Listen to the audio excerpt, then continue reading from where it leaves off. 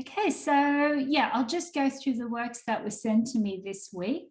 Let me know if I've already discussed yours, but I think I've got the ones that I haven't discussed.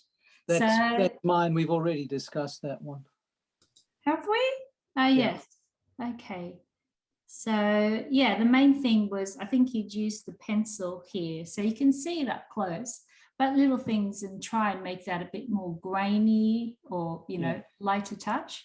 But I think that was the main thing with this one. We got Tommy. Hang on, I think I just got an email from Tommy.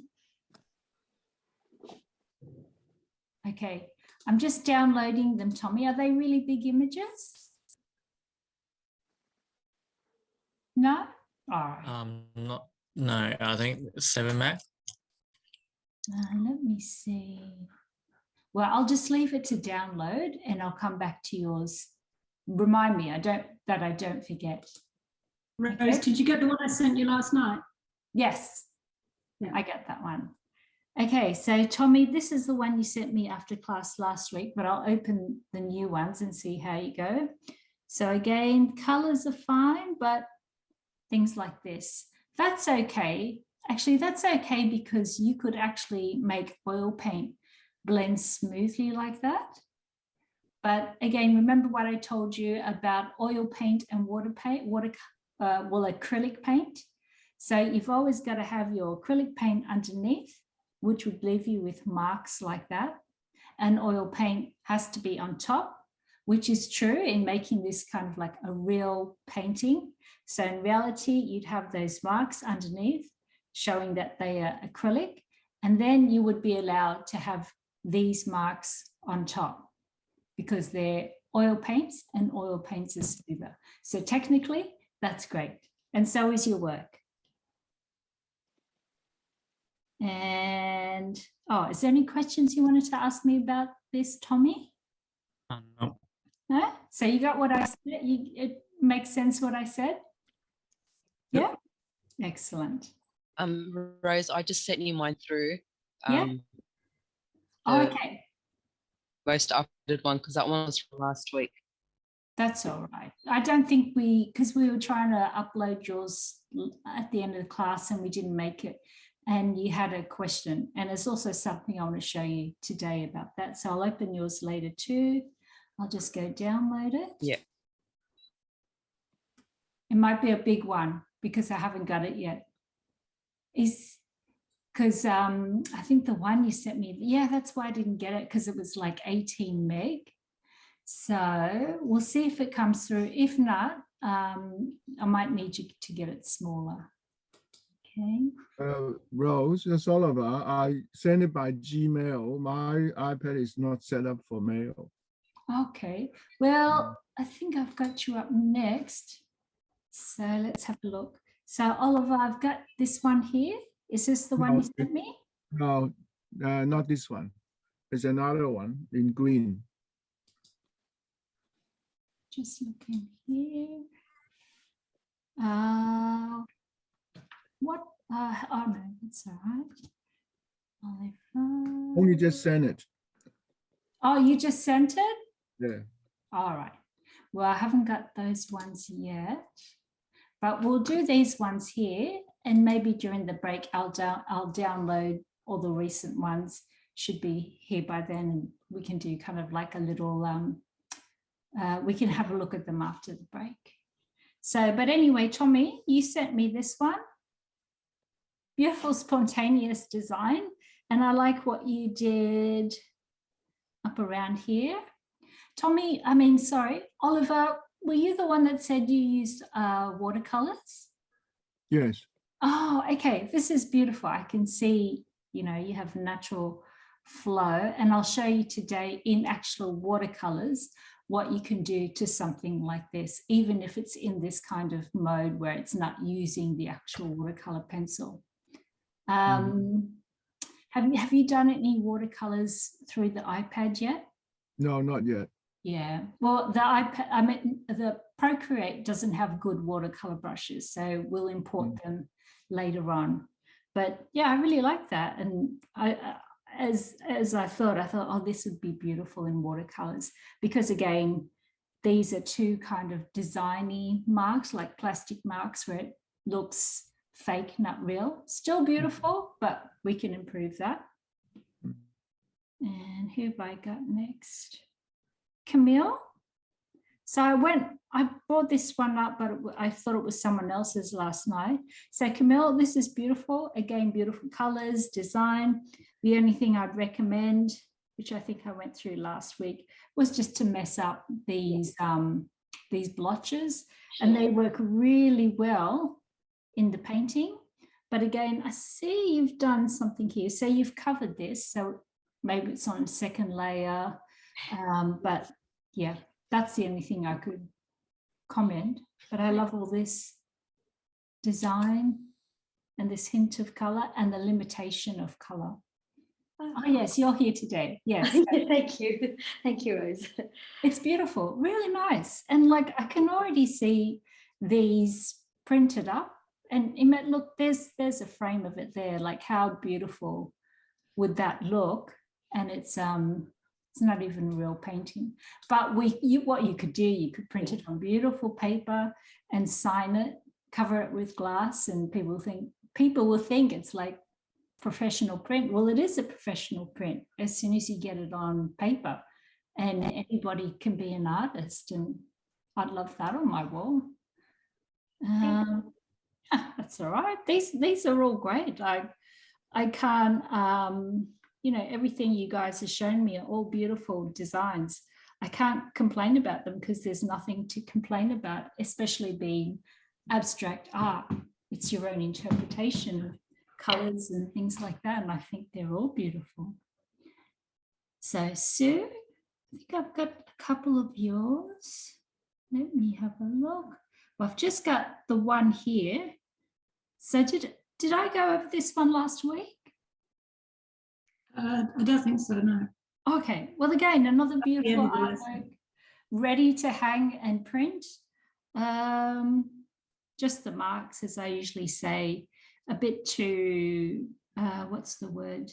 The same size, need some thickness and some thinness.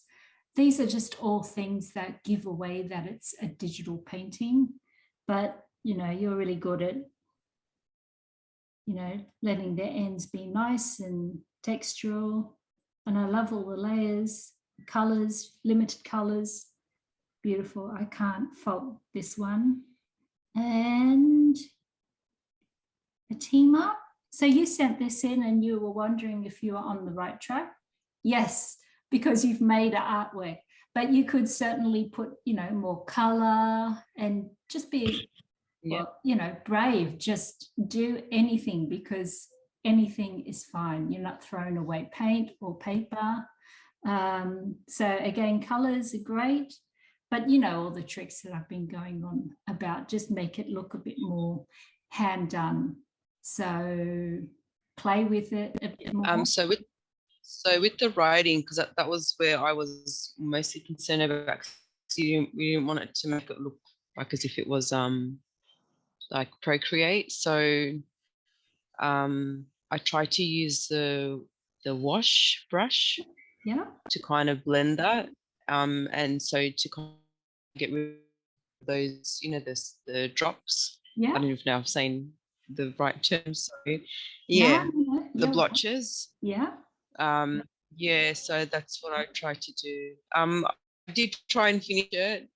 You did try. I don't like. That's why I sent you the most one. So I have finished the writing, and I did put a bit of a lighter background.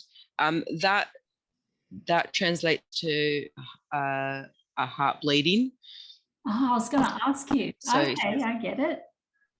It says "Kaldami," so a heart bleeding. Yeah. Beautiful. Well, I've got a few pointers here I want to discuss, but what I might do, if you've done this again and you have a finished version, I'd prefer to do it on the finished version. Yeah. I'm doubling up. So I still haven't got it yet. I still haven't got one from you. Okay. Oliver. So again, I'll It's still sent wait. through. Sent through. All right. It will give it. We'll Yeah, give it's sent. It says it's sent. So. All right. Well, we'll do another session for new artwork sent to me, but a bit later. We'll just give, the net some time to work. But if I don't get back to you, I want to go over the lettering because as beautiful as it is, I love the drops. There are lots of things that we can do to make it, I guess, look real, look more authentic. Yeah. But, that perfect where it's like, oh my God, that's such a perfect painting and it's not digitally assisted. Do you know what I mean? And also to make it a bit more interesting. Yeah, no, of course. Yeah. And Josephine, oh yes, Josephine's here. Look, again, as I say, for all of them, they're all ready to be framed. Like that one's particularly beautiful. And these two. Again, so looking at your marks, again, your marks are all pretty good. They look nice and luscious, lots of texture. And this area here looks like it's been almost wiped back with the rag to get to the whiteness of the canvas a bit. Yeah. And I think the only thing I picked were these marks. But when I speak about Fatima's writing and the texture of it and the movements, what I'll show you is things like this. So this one's all right. It's got some kind of pressure point and then it comes off. But you can do other tricks like erasing certain bits. But again, when Fatima's work comes through, I'll give you that demonstration because I think it's an important tip for everyone. But love all this. Like, this is beautiful.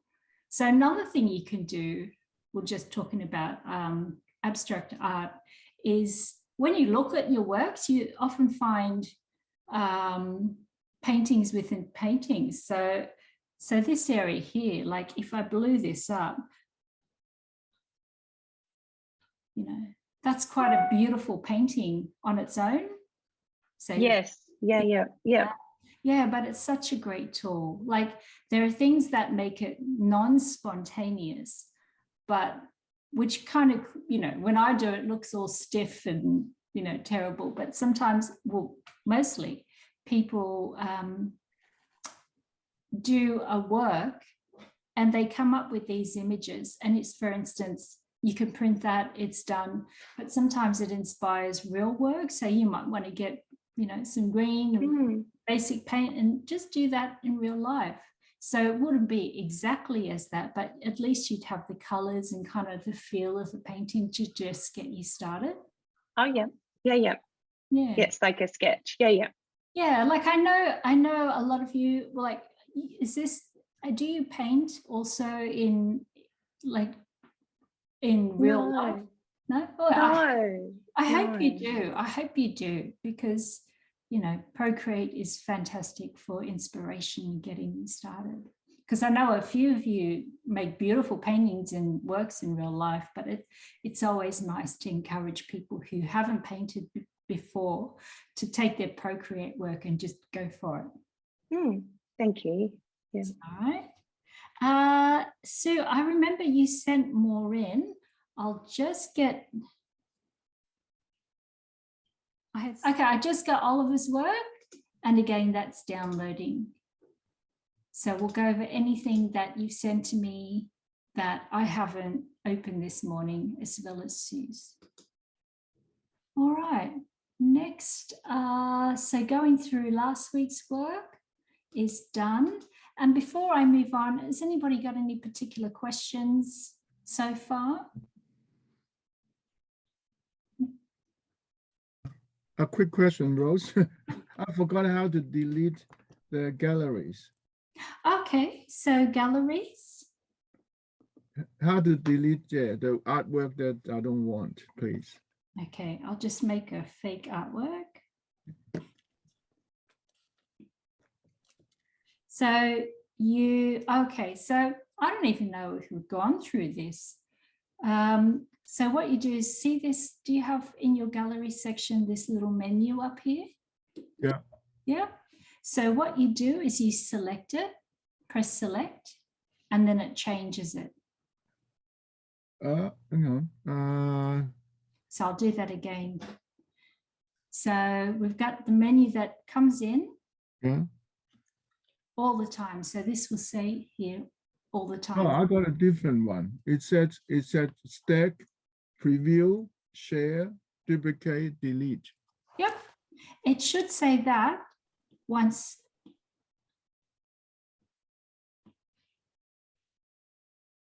All right. Yeah. So So how do I get to this screen? the screen should come up automatically. I have the one that not this one, the one that you did before. Ah, so you did press. Oh, Yeah. okay. So is there a blue line and a cross at the top? No, No. no, So you've got this one. no, the one before. This one. Yes, but Okay. with the blue line. You got the blue line. No, So yours says. yeah, all that except the blue line. Oh, okay, maybe that's a different version. So you have stack, preview, shared, Yeah. duplicate. Okay. Yeah. So, and do you have a cross there? Yes. Okay, just cross it. Click Right. on that. And now does it say what's new? Select. Yes. Yeah? Yes, it has. Okay, so this menu is at the start. It's always at your gallery. Okay. What's new will take you to the latest, what's happening with Procreate. And you should click on it as often because it'll show you new things that have happened in Procreate. So they update the versions and it's really handy to know what they've done, what new tricks you can do. So that's where you can keep updated on things like that.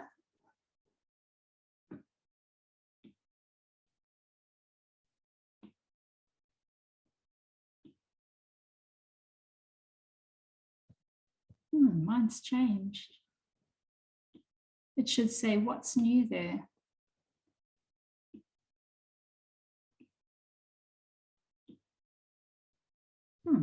Okay. Well, the one to delete, you just click on select. Oh, select, yeah. Yeah. Yeah. And to delete, it's really dangerous. You got really pay attention when you do this because if you press delete, actually, no, sorry. So before you press delete, you go to select. So I'll do it again. So the what's new is missing here, but if you press select. Yeah. Yep. And then you then select the work that you want. So I'm just going to click here. Okay.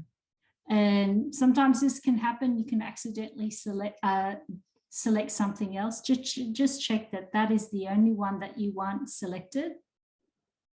And then you press delete. And it checks, are you sure you want to delete this artwork? Delete.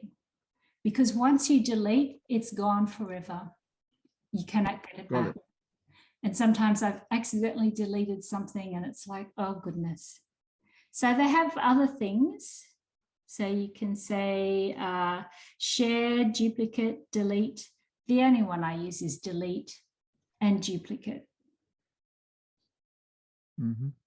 Yeah. With share, I find it easier just to share it from the actual image. So when you open the image, you go directly just to share. For me, I find that less complicated.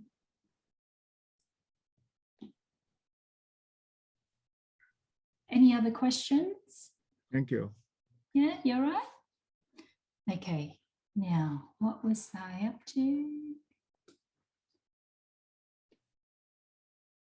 Okay, colors. So we did colors last week. So just checking were there any questions on colors. Again, I'll just set something up. So we're all familiar with palettes and we made new ones from, creating it from scratch, from camera, from photos. There's even file, but I don't work from files. I find it easier to work from photos. So a file is like, just say for instance, if you go to Dulux Paints and they say download a file of our colors or something, you can do that and keep it in your file. But again, as I say, I'm more of a visual kind of person. I just take photos of it, screenshot or something like that, and it's easier to do it that way. So from a photo. What else did I want to show you? Just a couple of other things. What's really nice to play with. So we've done palettes, we've done disc. Classic just gives you, so we just click on classic. That just gives you the color that you're working with at the moment. So here it is, and it's come from that basic red, and it's a darkish red. So you can see where it gets really dark and really light, and you can do that for any color. It changes. So that's useful for me when I make paint. So it's very basic, because I know no paint, there's nothing perfect that comes out of a tube. But for instance, like this kind of neutral color here, you'd think, oh, that comes from a purple. But when you go to the art shop, there's different kind of purples that range to pink purple. You'd know that that is derived somehow from that pink purple, that if you bought that color, there's some way that you could add black in and get it. Okay, it doesn't work perfectly in real life. You'd need a black, but maybe there's another color that's missing, but that is the main color to derive that color from in real life.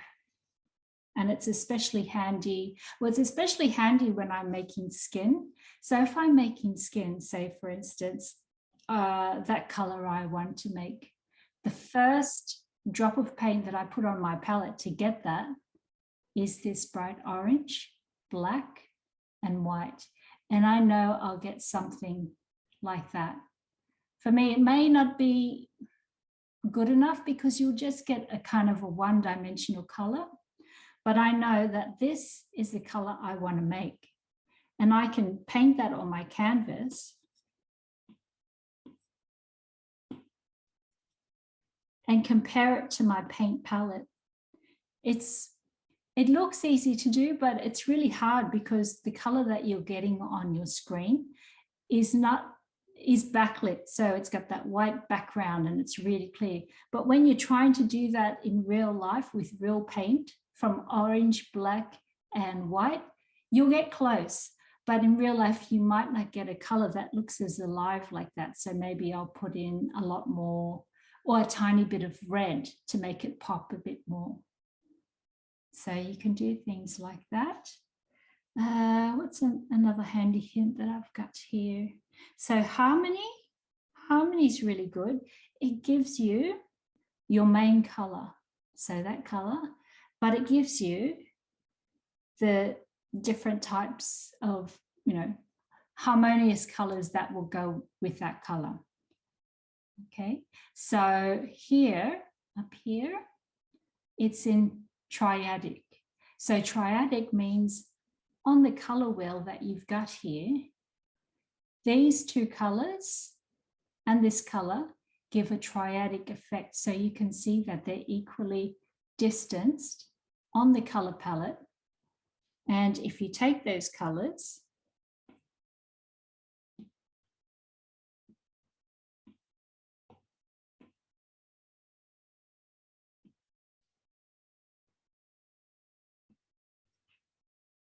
they're quite harmonious.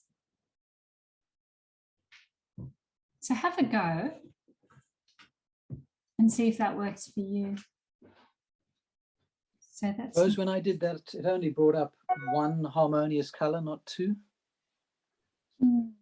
Okay, so where I was going to go Oh, next? it's complementary. Yeah. Yep, okay, I got it. Yep. So by clicking on here, Yep. so see how you have different things. So these are all color terms. Complementary means colors that complement each other. Split complementary is colors that are so drastic that they don't really go together, but I think they go together. And a log I can't say this. So let's go through them. So have a play, go through. So this is complementary. So you've got two colors that go together. Split complementary. So they're the three colors that go together. Analogous, which color, three colors that sit together nicely. Triadic, the three that sit evenly across the color palette.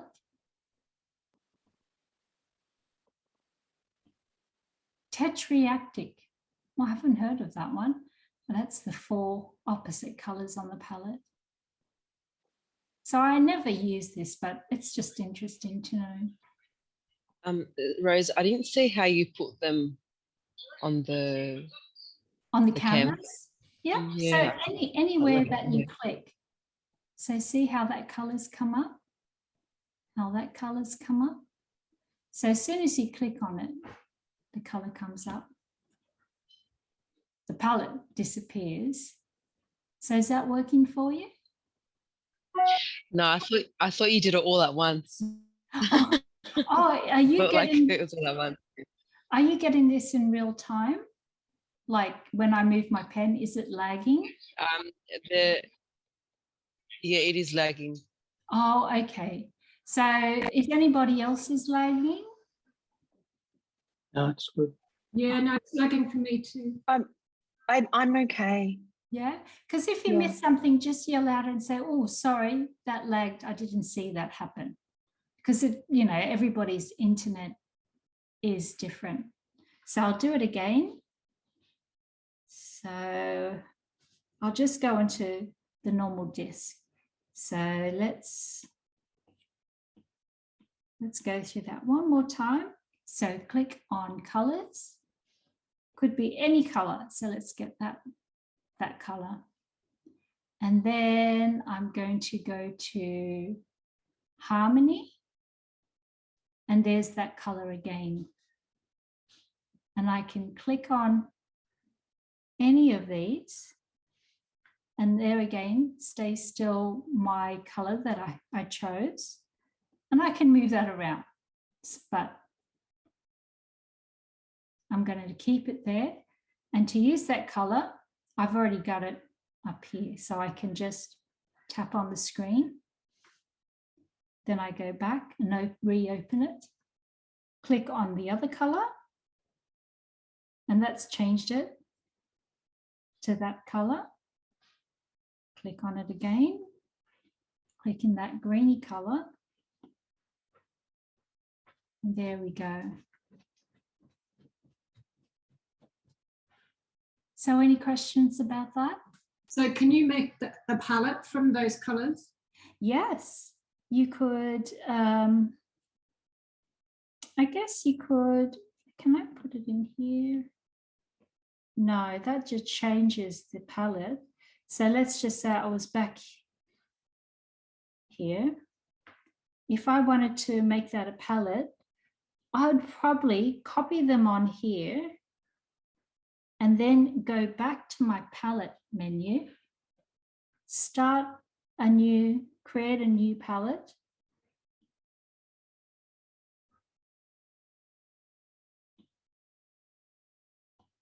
Oh, it's giving me a big one. And then do it again. So click that color. Oops. So to get the color, you can either press this little thing here and that comes up. So collect that color. It'll be the color at the top. And you can see it's automatically changed here. And go and put that into your palette. And then again, we've got to tell Procreate we want this color. So I'll just touch it and see how that's come up. Go back, put it in the palette, and then again with this one. Hold it down, it's changed, and put it in there. So I have the three colors. And if you go to cards, I'm not sure what maybe people in different industries, or maybe you'd prefer it, but it just makes it bigger.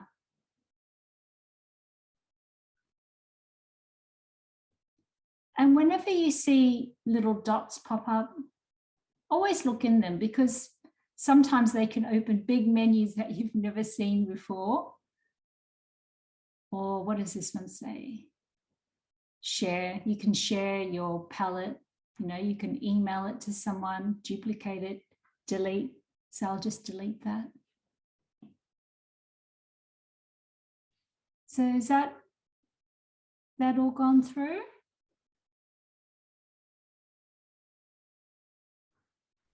The other... Rose, can I ask one question about palettes? Is it possible to delete one color from a palette? Yes. All you do is you just hold on to it. So all these little things, you know, if little dots come up, or, yeah, even by pressing something, you can delete that. Great, thank you. Yeah, it's really intuitive. And sometimes you'll be like looking all day on how to do something, and it was just something simple like that. You're right. Because yeah, I found when you look up things, it's really hard to find, because how do you describe, I'm trying to do this and that into like the internet to get exactly what you want. Yeah, but they're really good. So every now and then I like to search up, what do I search up? Procreate tips and tricks. And there's so many tips and tricks, but I'm trying to show you, you know, the ones that I know that are really helpful. But there are so many menus within menus within menus. So, you know, that's what I'll try to do. I'll try and show you things that are hidden away in menus that are going to be relevant. And just while we're here in colors, people often think, well, can you mix colors on Procreate? Yes, you can. So I'm going to virtually mix this. I'm taking my smudge tool just on something basic, just like what's this in? I'll take it back to painting. So just something basic, like a round brush. And then I'm just going to smudge it. So kind of mix it. So imagine, see how I'm mixing something, and it can be virtual paint. That's pretty good, because again, if you only bought, say, let's just say, if you only bought a green, khaki color and this red color, you'd get a good idea of what kind of palette you'd have just by mixing that. So that's basically mixing it with white. And then you could say, okay, I really like that color that it mixed. And you could then go and grab that color. And then you'd know, oh, okay, from mixing them all, I could get this new color. And because that's a new color I've made with paint, I'm just going to go and add white to it.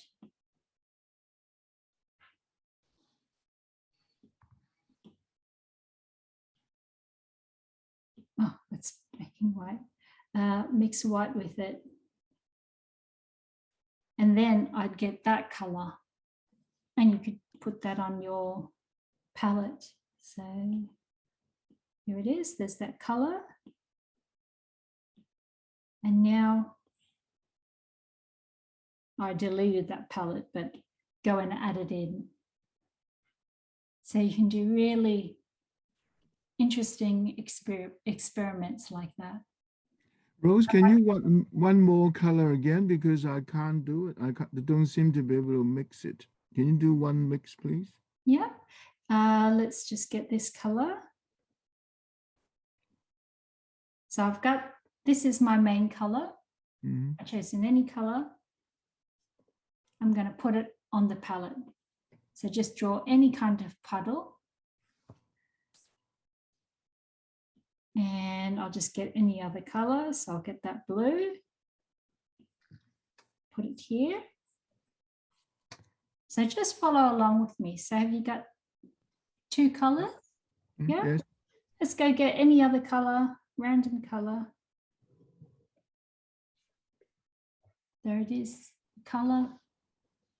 We're on drawing. See, we got 3 colors. Yeah. Yeah. Now we're going to go to the smudge. Right. Yeah. And we can smudge these together. So I'm just pressing it and going around in circles. Okay. Yeah. If I wanted more blue in that color. So it's kind of made a softer blue mixed with the pink. And I like that color, so I can tap on it to get that color. So I've brought that little circle up, I've tapped on it, I've captured that color, and I can go and add it into a palette, which is on my palettes page. Yeah. But sometimes this doesn't work. Oops. Go back to smudge. It doesn't work as well as it does in real life, but it can give you an idea. Yep, thank you. That's all right. What's the other thing about palettes? So we've gone through disc, gone through making, saving your palettes. We've gone through classic, which is just where it sits in the tonal value. So tonal value just means where it sits from its lightest to its darkest area. Harmony, which we had the suggested colors up here. And value, which is, this is more of a graphic designer thing. I have no idea how to use it, but I know that it changes the colors in some way, but I haven't found any useful way on how to use it. And the last thing, is everybody clear on how to use this color wheel? I just want to make sure by moving this around, you change the kind of base color of it, but you know, with more actual color, with more white, with more black, and so on. And I'll show you another trick. So I call it, I'm not sure what it's called, but I call it the color clock.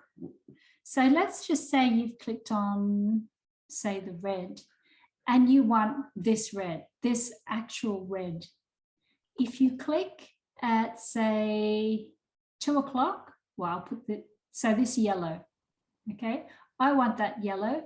At the moment, it's that gray version of that yellow.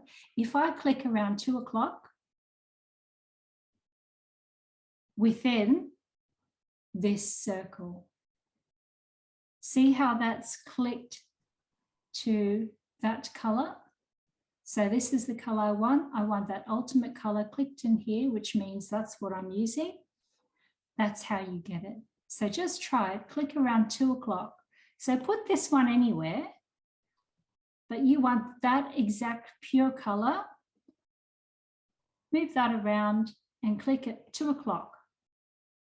Oh, I did that in the other circle. So within this inner circle, 2 o'clock. Does that work? Yeah?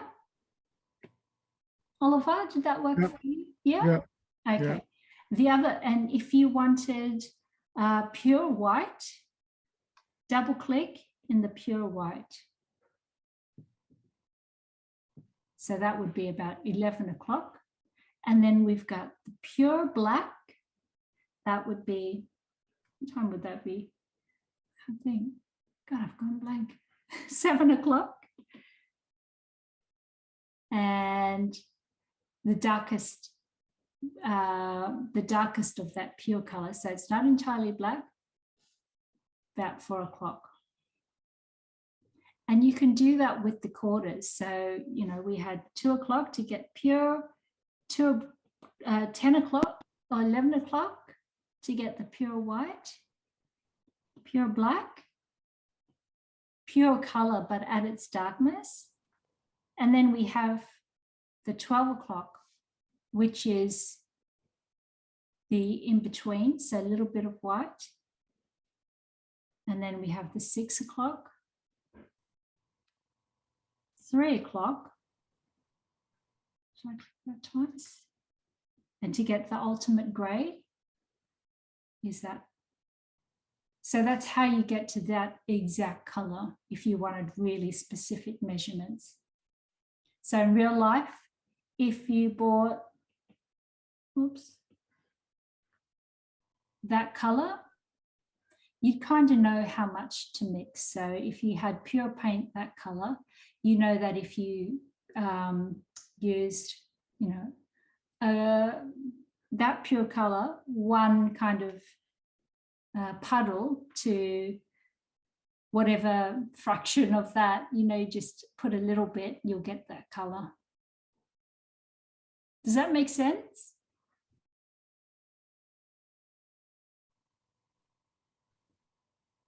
And, you know, if you put, it's just handy. It's just a little handy plaything.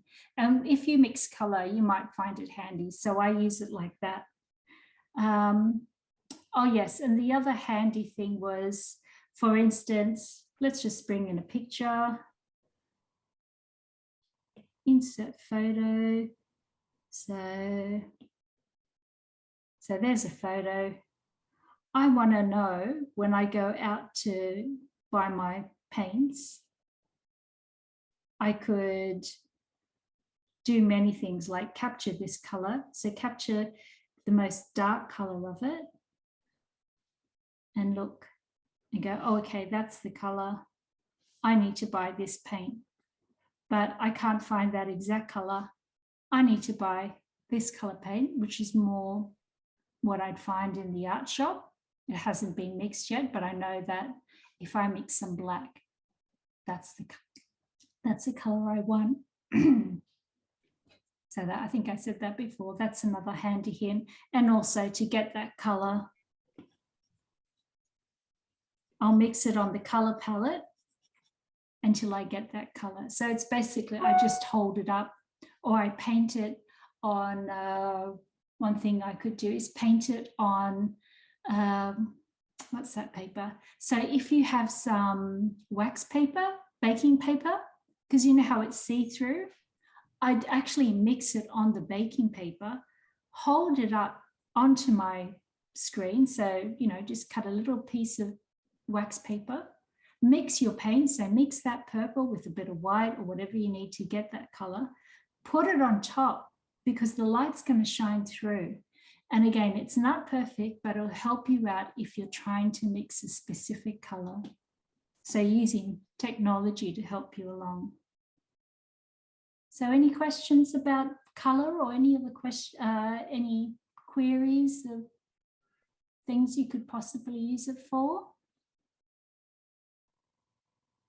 No? All right. So you can still ask me questions during the course if you think of any. The other little trick I wanted to show you, this isn't particularly good for, I guess, organic brushes, but if you just want to go, if you're already on, or if not, just go to, again, a basic brush. So let's just use, oh, actually, no, let's go to sketching and get that thick 6B pencil, all the thick pencil that we made the other week. I'll just make it a bit smaller. We're just going to draw some squiggly lines. So get that to a comfortable size. And once you've done that, let's just clear it. And now let's make a squiggly line, but keep your pen on the canvas and stop. And then you can lift it off once it's made a shape like that. So keep trying it, keep clearing it, trying it again. So do all of yours kind of, when you stop, it kind of turns that, you know, soft shape that you've done into hard lines? Yes, yes, it does. Does anybody's not do that? All right, so it's all working for you. That's called the quick line trick. So that's one of the tricks that I learned on one of those YouTube tips and tricks. And that's really handy. Like Fatima, that might be handy for you with script. Actually, no, probably with Arabic writing is not stiff. It's beautiful and flowy. That probably that'd be a good thing. I'm just finding it hard because mine's on the setting that I used on my previous. So can you show me the setting that you're using for the stabilization for this one? Oh, I don't. Because remember how I did mine and it's turning out really weird. So I can't remember what I did. Try it again, because even if it is on that image stabilization, it still should do it. So it works also for basic shapes. So I'm just going to draw a circle and then see how it smooths it out. But if you want to go with something that is, say, square, something with angles, it still should smooth it out. Or even just draw a straight line that's not perfect. As soon as you stop and hold, it should smooth it out. Is that working for you? The circle worked. I just find that when I draw, I don't know how to explain it. It's controlled. I think because I did it too controlled for my writing. Okay, but that is it the pressure? Is it the pressure? Have I? It could be the pressure. Too much? Yeah, but as long as it straightens out for you at some stage, it does that.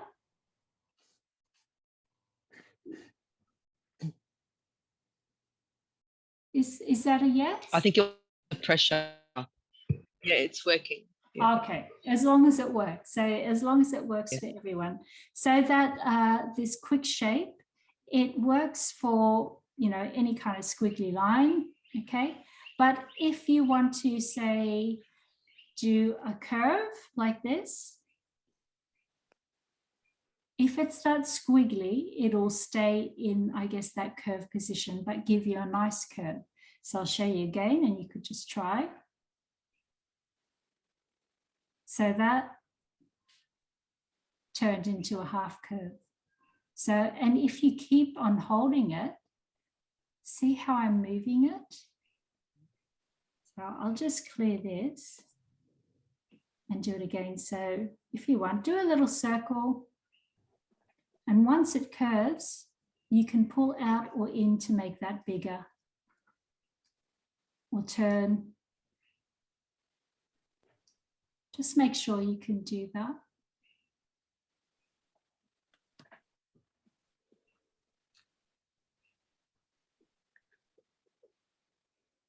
And then draw a square, a triangle,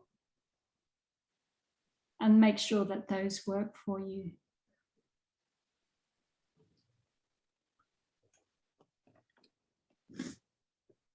Oh, my dog's nose is coming in the camera. So does that work for everyone? Yeah. Excellent. And another trick that you can do, so I'm just going to... It didn't work for me. Sorry. That's all right. As long as it's worked, just practice it, maybe with some other tools. But it definitely should work with any tools, no matter how much that tool brush is. I just couldn't zoom it in and out as you were doing it on the shape. I don't know what I did wrong there. So I'm able to draw the shapes, but I'm not able to zoom them as you were. All right. Well, if you can take a picture of it, like take a screenshot or however you do, or save it and send it to me so I can at least see what's happening when you describe. And yeah, send that through and I'll get it at the break.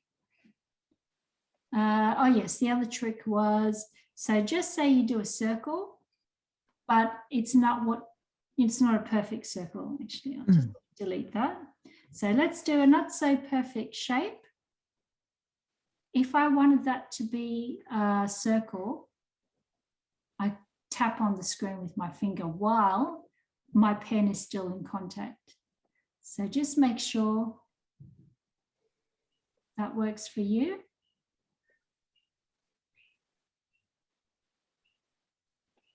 And I'll also do it with other basic shapes. So I'll do a kind of square shape, but it's not perfect. I think that's too unlike a square. I'll try and do a proper square.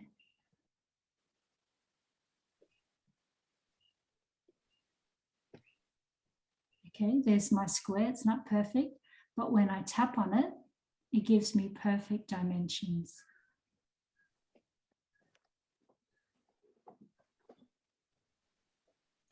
Or a rectangle, or even a triangle. That one didn't work.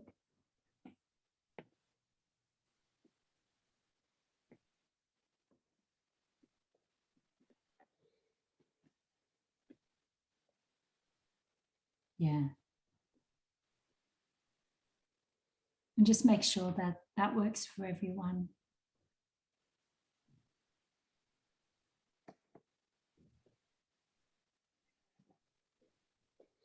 Rose, can you, once you've drawn a circle or a triangle or whatever, can you move it around on the page? Yes, we're going to come to that. Okay. So we'll just learn how to use the brushes a bit more. But actually, yeah, we're going to get into that once we learn how to do the watercolor brush, because we'll start to move around the objects in our paintings.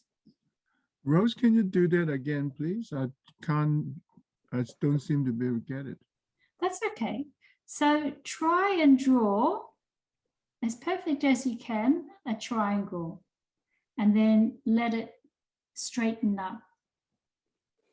But Yeah. don't lift your pen off the page. So I've drawn a triangle, and to make that a proper triangle, to get it as perfect as can be, I'm just going to put my finger on the iPad screen and hold it there. And I'm not moving it with my other hand, whoops, but you'll see when I tap on, off, on, off. It gives me that perfect triangle. So just freehand, I've drawn it. It's close to perfect, but not perfect, computer perfect. Mm-hmm. If I tap on the screen, see, it takes my good version and makes it better. Right. So Got it. You got it? Got it. Thank you. Yeah. I find that when you lift up your Apple Pencil, you can't. Yeah. So you can't tap it, or you can't. You know how you were trying to zoom it in on it. You got to leave your pencil down. That's what I was asking. Yeah, So, you've got to leave. Yeah. Okay, so yours is working now? Sorry, my voice may cut out, or the things of working with Zoom. All right, so before I show you something new, I just want to make sure that that's working for you and it's all clear with everyone. Okay, the other little trick I want to show you. So these aren't particularly, if you want to use straight and be perfect in your paintings, these things are useful. This is another thing that's useful is, let's just say I want this all to be one color. There's no texture or anything. So I'm just going to put my pencil. So by it shrinking, you can see, okay, it's got that pencil. And then I want to take that.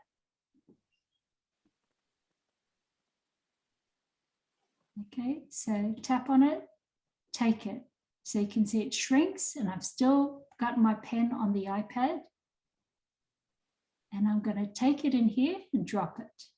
So as soon as I take my pen off, it drops.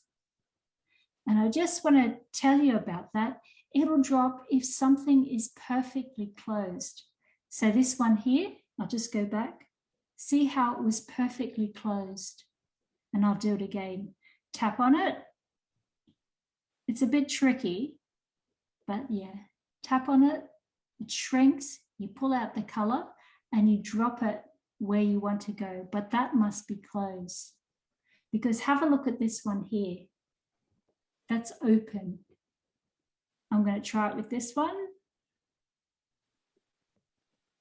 And because it's open, it's like dropping paint in and making it spread everywhere. But it hasn't gone into this one because this one's closed properly. And so is this one. It's gone everywhere. Rose, can I just ask, when I do the drop in, it leaves like a white shadow line. So there's on the inside. So if you imagine the square, yeah, like that. Yeah, like that. So yeah. That's why I don't find it useful. Occasionally I will, for one thing. It's because depending on the tool that you use. Oh, because it's like a pencil. Yeah. It's not solid. Okay, I get that. Yep. Yeah, it works perfectly if you are doing more, you know, plasticky kind of work. So you're Yes. not using a natural tool. You're using a tool that's something like this. That's perfect. So, you know, it's like a pen. And you'll see it'll definitely go and be Oh, okay. Yeah, I get that. Yeah. So maybe, you know, if you wanted to get a whole area done, you'd use a tool like this to get it perfect in, and then you'd say, go back to a tool, let's just say this soft pastel. It's got a lot of texture.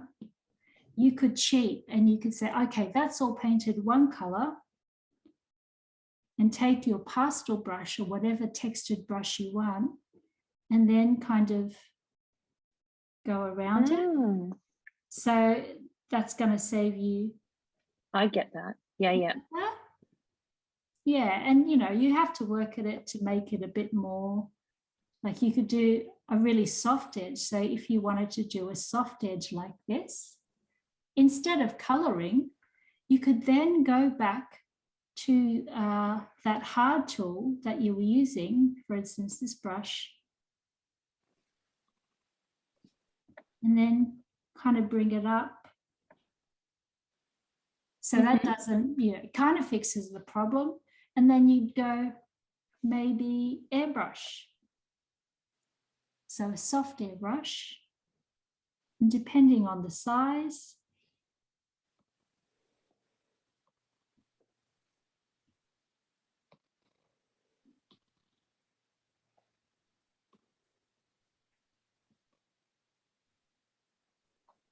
use the airbrush to kind of smooth that edge until you get to the texture. A little trick like that. Oh, that's good. Thank you. That's all right.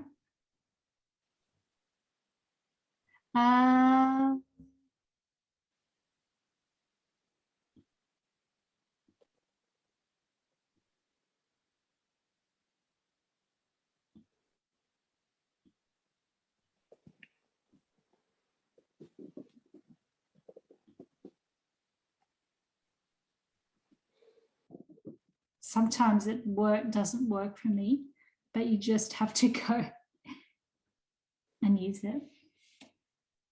So is that working for everyone? Yep.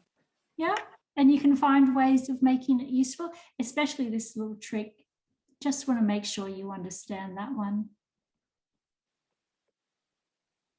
And even, you know, you can, like the other trick that we used, go back and erase, but it's got to be in that same brush that you drew with. Erase. So I'm going to bring my opacity down on this brush that I was using before.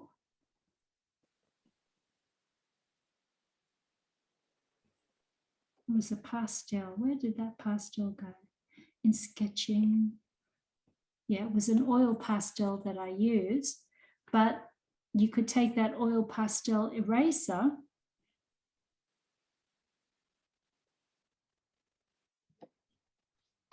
here it is, and then start erasing around that object to make it look natural.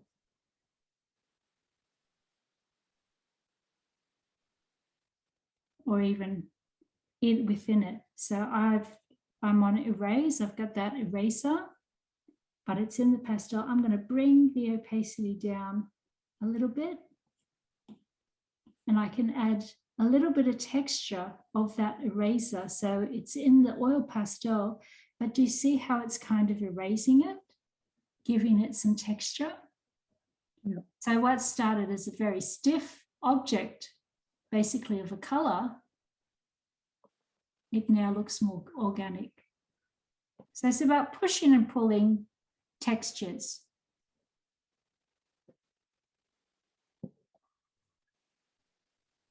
Okay. So before I move on, any questions about those little tips? It's just about remembering them all. Yeah. Yeah. So all these tips and tricks, think about how you could use them in different ways. So that was a good example. You've got this trick, the pull-in trick, the quick line trick to make a perfect circle. It's not what you want. You want something more textury. Draw the edges of it, or go and take edges off, and even erase the surface of it. So it looks like those marks were made to color it. And use things like different brush sizes. So obviously, if I did something with a really big brush and I want to erase it, change the brush size, change the opacity of it, and look at the real thing. So, if you wanted to do a pastel drawing on the iPad, look up a real pastel drawing. It's very hard these days because so many things are done with the Procreate. People cheat. But try and look at authentic work and see those marks and try and replicate them digitally. All those little cheats that we know. All right. Now, let's download some brushes. So during the week, I think it was with that, or before I move on, any more questions? Please ask any. All right. So 10:39, let's move on to, so I sent you all an email last week, and it was the email with the video link. Did you all get that? So I'll bring it up here.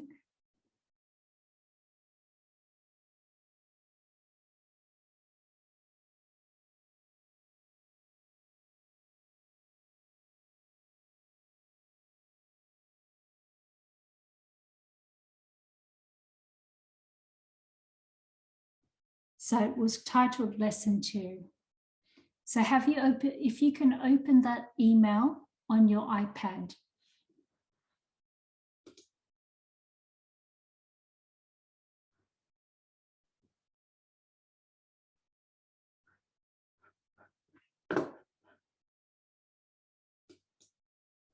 And it is the one. Sorry, Rosie.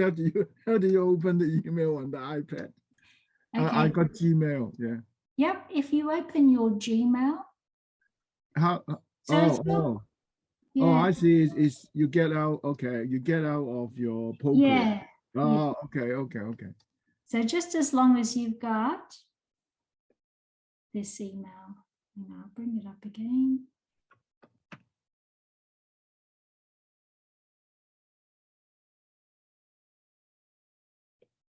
That's all right. I thought you opened it through Procreate. No, I haven't opened yet. Just want to make sure everybody's got that. We'll open it together.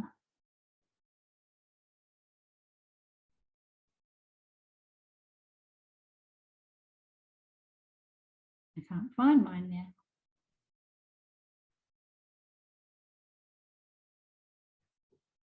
Lesson Yeah, lesson 2. So we're going to come down towards the end of the email. There's a link to Procreate brushes. Do you all have that? Yeah. Okay, so we're not going to click it yet. I'm just going to explain. So as I mentioned, Procreate has their standard brushes.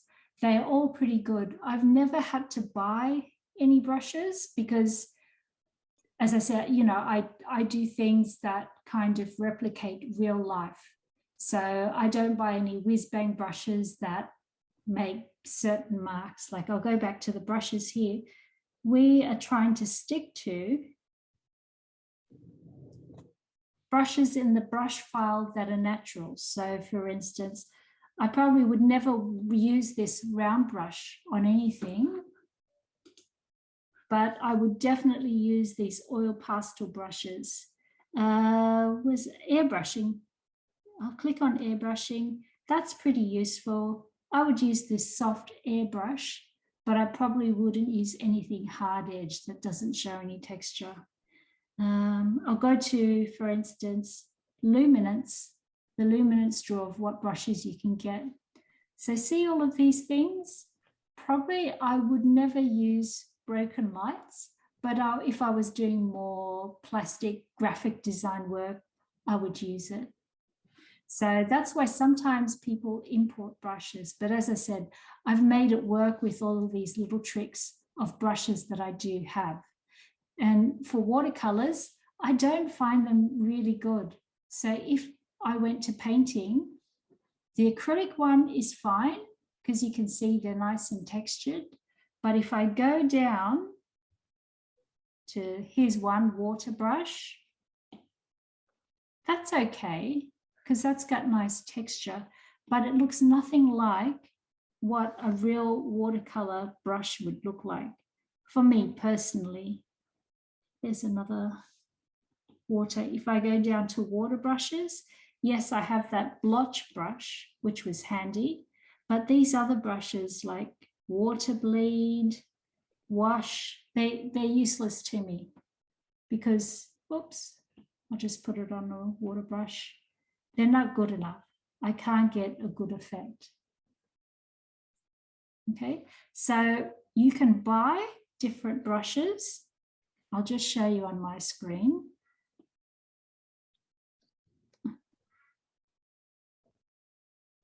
There is probably the best place I can send you would be to Creative Market.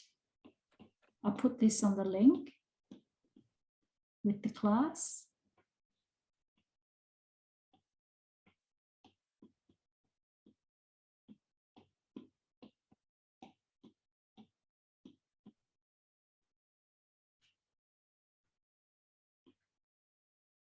So here is Creative Market. And what it is, it's a market for anything that you can use digitally. So you see, there's the logo, you've got graphics, fonts, templates, photos, web themes. So anything that you can purchase. So you can buy your web themes, just click on one here, and they basically just fill in the blanks. Some are really easy, some are difficult. So let's just say you like that look. You can purchase, so let's say 140, you can purchase that and basically you'd load it up and you fill in the blanks. Kind of like Shopify if you've used it to make your own kind of website. But what we're interested in are the brushes. So let's have a look. They don't have it listed, but let's type in. You have to type in Procreate. Brushes. Search. Oh, sorry, that's because I'm looking up web themes. So all products, Procreate brushes. Let's do a search.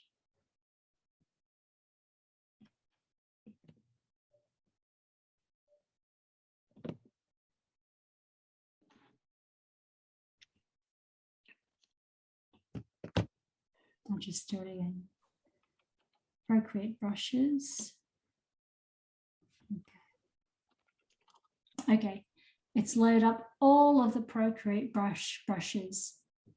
So you can see wash paint box. I'll click on that one. And it shows you what your brush can do. So here's an illustration of these brushes. It should show you what you can do, what kind of effect.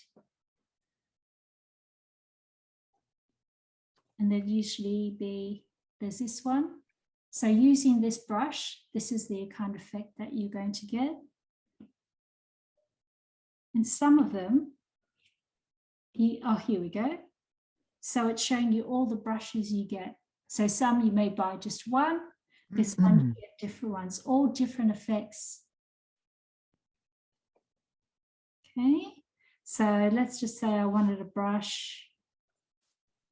Oh, here we go. Here's a watercolor brush, Realistic Procreate Watercolor Kit. So I'm going to click on that. And this is the effect that you get. So you can make your brush works like this. So when you saw me use the other Procreate brushes, they were quite bland.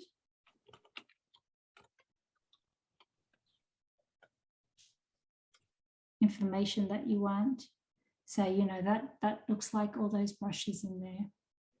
So I guess they range from about $5 upwards, like say $28 for a pack of 5 brushes is fine, something like that. So they're not really expensive, but, you know, I wouldn't advise downloading them if you can figure out a way of using Procreate to get that same effect.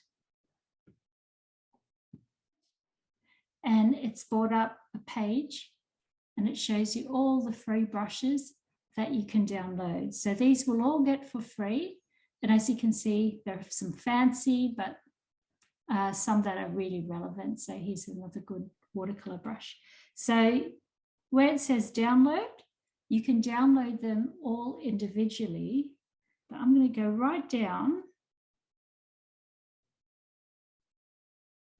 Actually, where is it? Right up. It should say download all.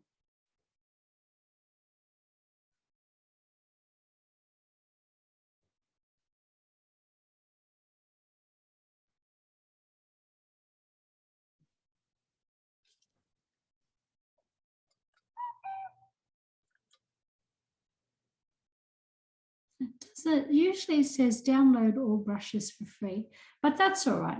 We're going to go and we're going to look for the first one, which is Rook Wing.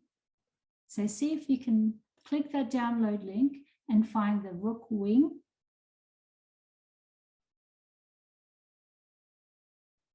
And then just making sure everybody's got that. We're going to click on the download button. And then you should not yet. So I think it's the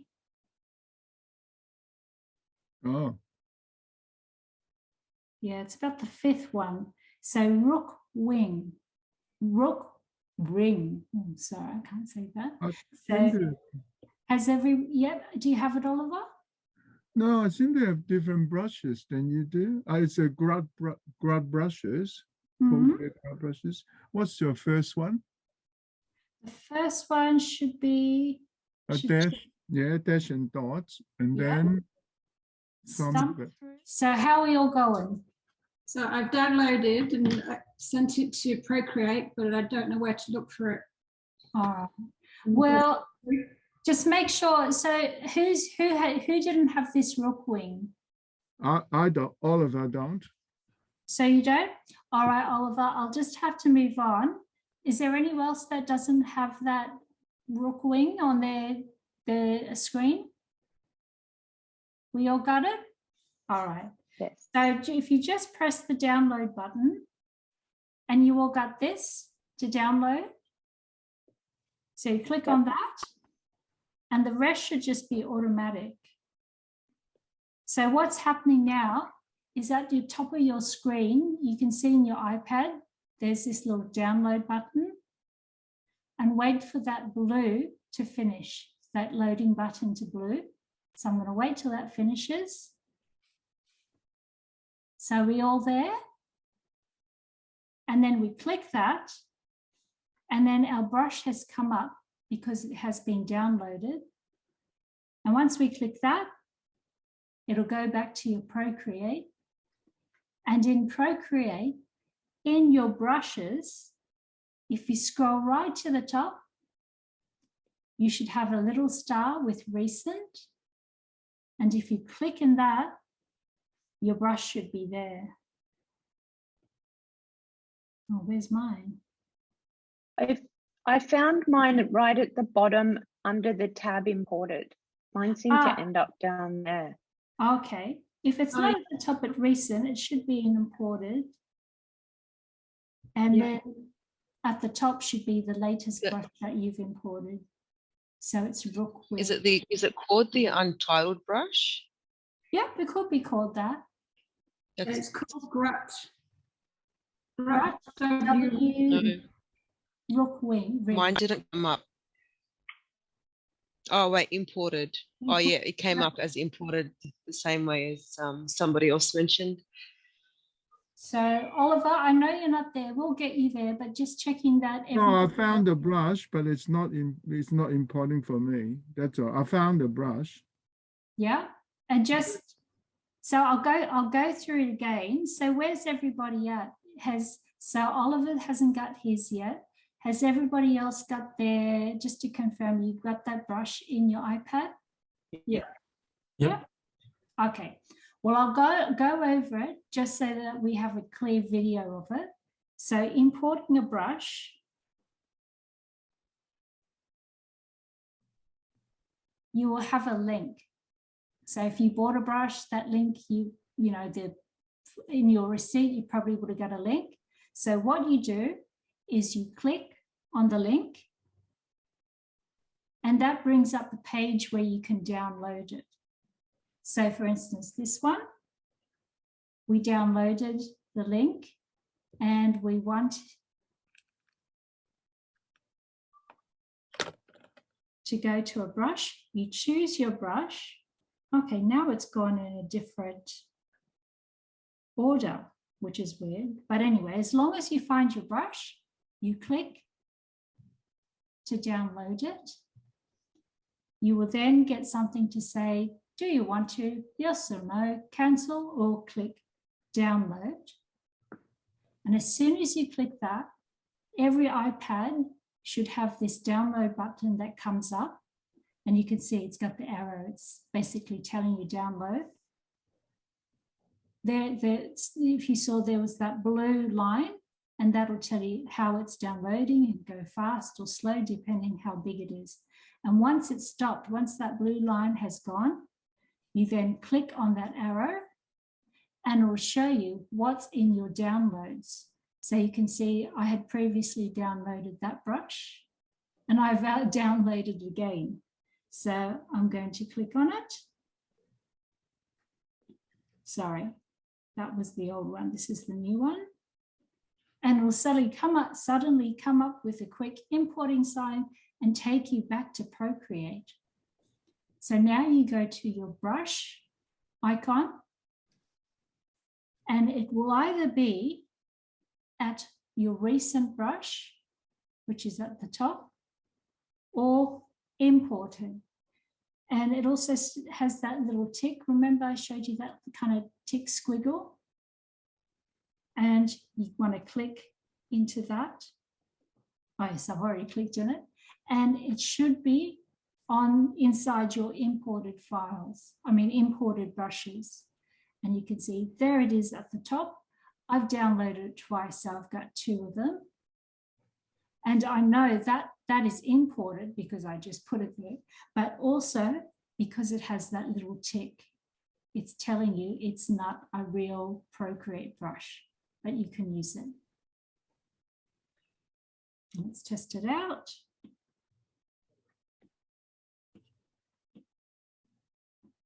So I'll grab it. And here it is. Okay, so Oliver, I'll help you in a second. So just have a play around with it.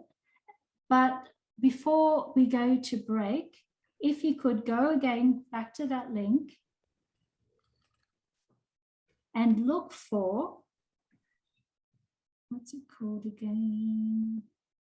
You can download any brush that you want, but the one I specifically want is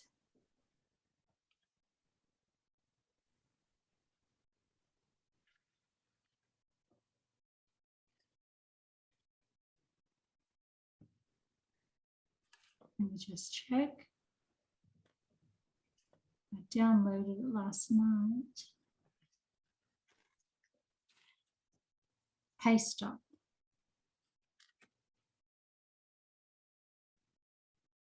It's called Paste Up. Start from the top.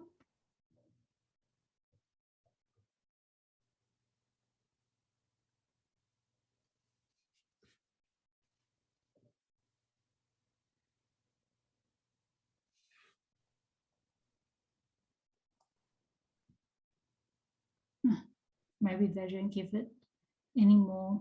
All right, I'll just choose another brush. Mothwing. So if you've got Mothwing, if you could download that one.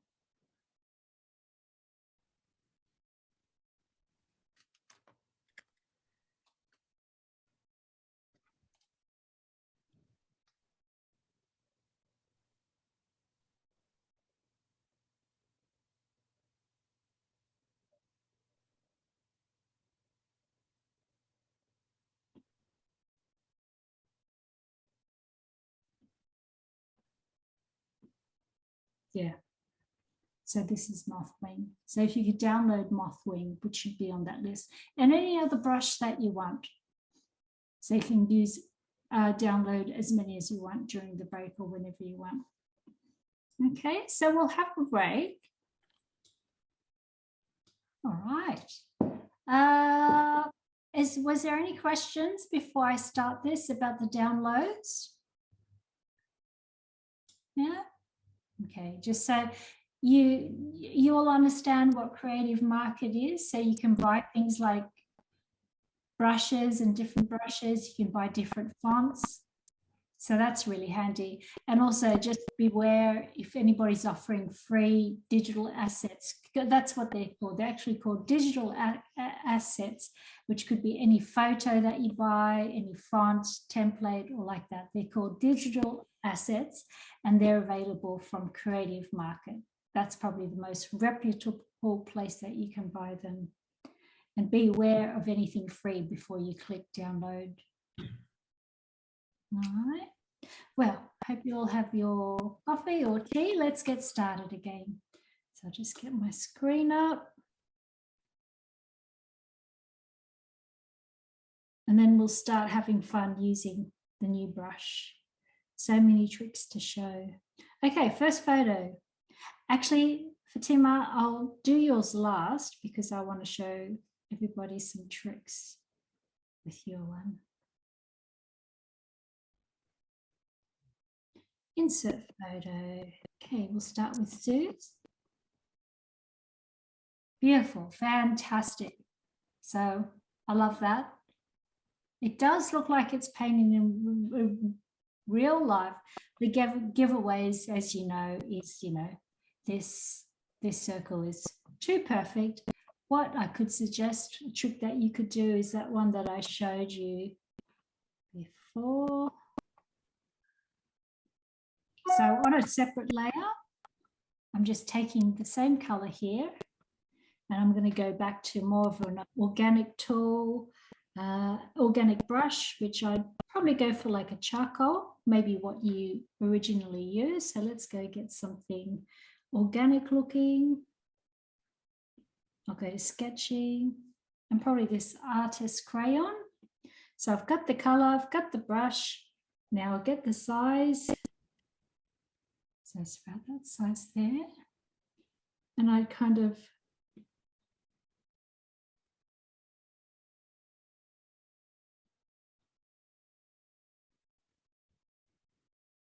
go over the edges. Probably not the best color. Just change it again. And if you get this problem where you've chosen the color, but it's kind of the wrong color, to make it look even more organic, actually, you probably can't see this on your computer, but the part that I've just done is a lot brighter than what's inside. So I'm going to go get another part of that color that's a little bit darker and then mix that on top. You really can't see it, but try that trick. It just makes it look a little bit more real. But anyway, that's probably the only thing I do is make those circles look more organic there. And even here, like watch those edges. And that'll just take it from, you know, looking like, oh, that's a great painting. But when I look close, I do see all of these little marks that make it a little bit more believable. So do you see how I've changed that a bit? I can neaten it up and, you know, erase it so it fits in more with the, oops. Needs to be a bit smaller.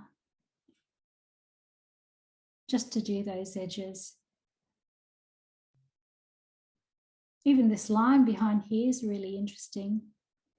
Again, just more organic stuff, but as is, beautiful. Print it, hang it up.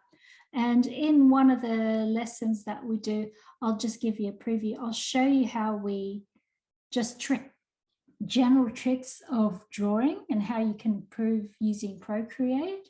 So one of the things I'll show you is, I'll just do it in red pen, how to actually make a face without tracing it. So learning how to quickly divide up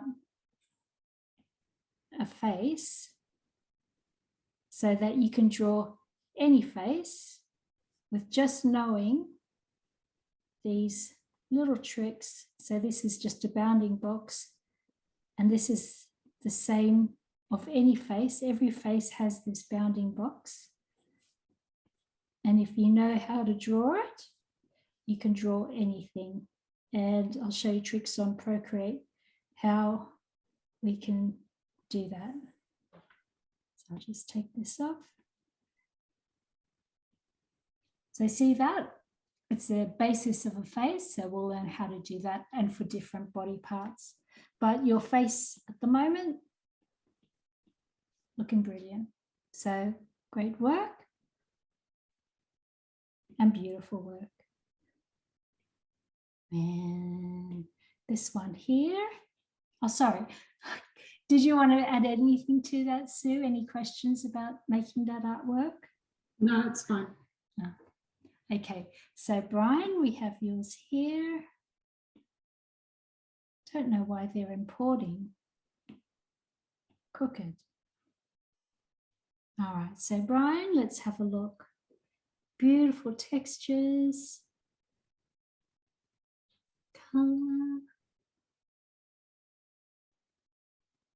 So the only thing, as I say to everyone, try and mess things up a bit. More smudging you could do, more, yeah, beautiful. And that probably looks like a low resolution. So if you're planning on printing this, like I'm sure this is just different resolution for sending an email, but things like this, making sure that, you know, just say if this was A2 or something, all of these marks wouldn't come up.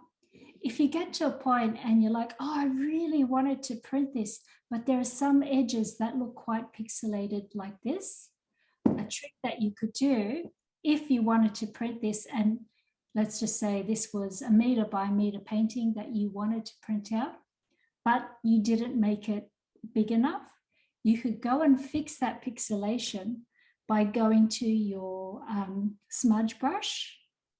And depending on what brush, so let's say, let's go to this acrylic brush here, because it's got texture, but it's not too textury, like say, you know, this oil brush. You could try, but let's try it first with this smudge acrylic brush. Let's bring the brush and make it, okay, for this area, I'm going to choose about something that size or even smaller, depending how much you wanted to make this look real. You can go into these areas, as you can see, and, oops. Oh, it's not on smudge. Here it is. Yeah, that's on smudge. You can go to these areas, and I'm going to blow this up. That is the size I'm going to use, just small enough so that I can smudge this. Why isn't it working? Smudge brush, acrylic. Oh. Why isn't this working? I'm on there, smudge. All right, what you can do. So this is a small image. I want to cheat. I'm going to go and make a new canvas. Oops, sorry. Darn. So it's a really good trick. Okay, make a new canvas. So let's just say you want this canvas to be 50 centimeters, but that image was not big enough. Let's cheat. Let's make a canvas that is 50 centimeters squared. So 50 by 50. There it is. Okay, I know this is going to print at 50 centimeters. I'm going to go and get that low resolution image, insert photo. Here it is. Okay, so that if you printed this out on 50 centimeters, it would be perfect. You get a perfect print at this size. But if I enlarge that so that it is exactly that size, when I look at it, you can see it pixelated. So you can print it that size, but if you looked at it in real life, that's what you see up close. If you didn't want that, you can cheat by going to the smudge, going to a brush that you can smudge with, and virtually smudging it with that. So now, can you see how I'm smudging it? I'll go even further. So it's not going to be crystal clear, but change the size. You can cheat that way. And do you see how those big squares disappear and now they're a little bit smaller? Mm-hmm. So before, when I tried to smudge, I was smudging the original email version, which was that one. This is only a small size, so this is only a small virtual canvas. So when I smudged, it smudged at the printing size. I don't know if this makes sense. So that's what it would look like printed.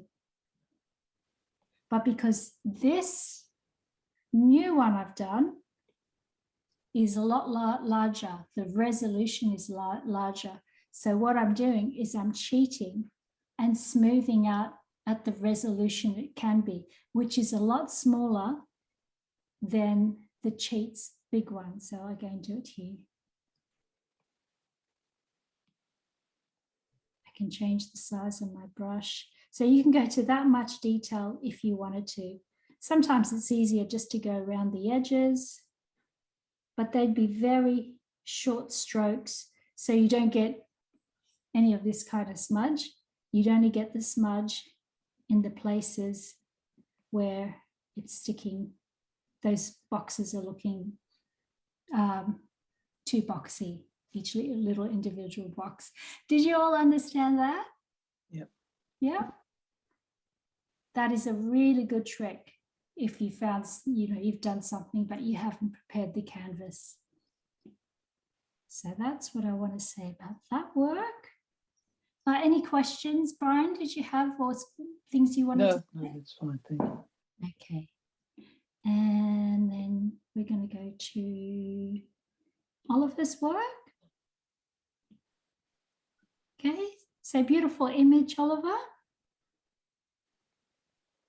So that's fine if that's going to be watercolor. So as I said, make sure that your watercolor marks are on, watercolor, oil. So I can see that's oil painting type look, and make sure that that is over things like acrylic painting marks. So the ones that don't have so much texture, that could pass as acrylic, and you've got oil color on it.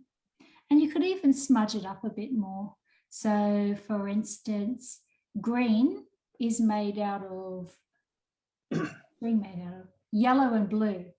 So you could show in your paint, you're mixing paint with the oil colors to give it a lot more, I guess, depth. So you could get a yellow, for instance, and with your watercolor pen,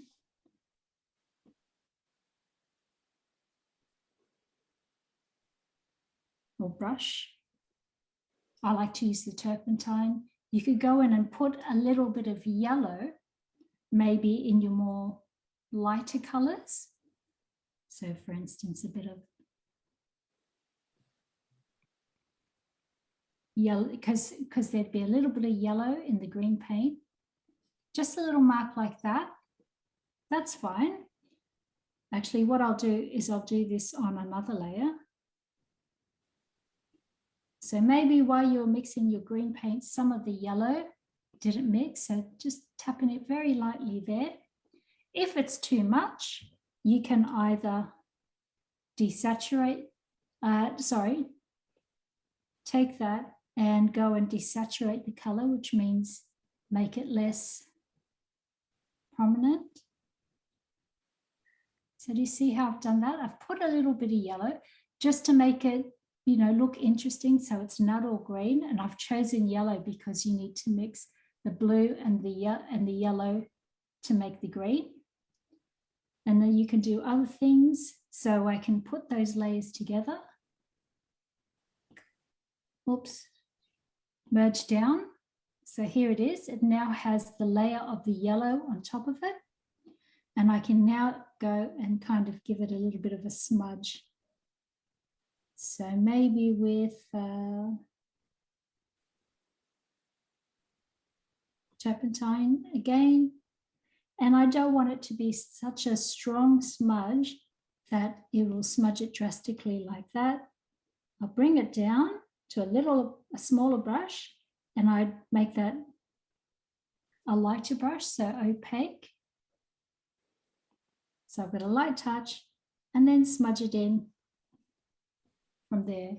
So little tiny things like that can give it a little bit more of an edge to push it further. So it's a digital painting, but it's been painted in a really traditional way that gets you those nice little interesting effects. So does that make sense, Oliver? Yes, thank you. Yeah, so little things like that. So just that little yellow made it, a little bit more pop. Okay. Now with Fatima's, I'll bring hers in. So any questions about that, Oliver? No, thank you. Okay. So Fatima. Okay, so this is the version I can see. Okay, you've gone and smudged up the pencil again. So yep, that's right. Nice blotches. That works. So again, with you, the only thing I can suggest is what we did last week is use some the width and the depth and the heaviness of your pen to get different widths. And that's with using something that does that naturally. So I think last week before you left, I mentioned in the, was it calligraphy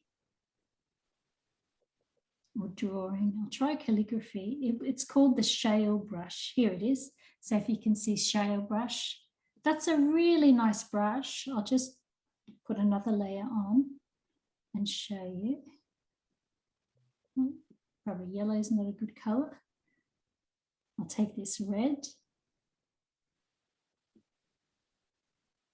make it way smaller, and that has such dimension. Like you don't have to use it as drastically as I have, but that will give you some nice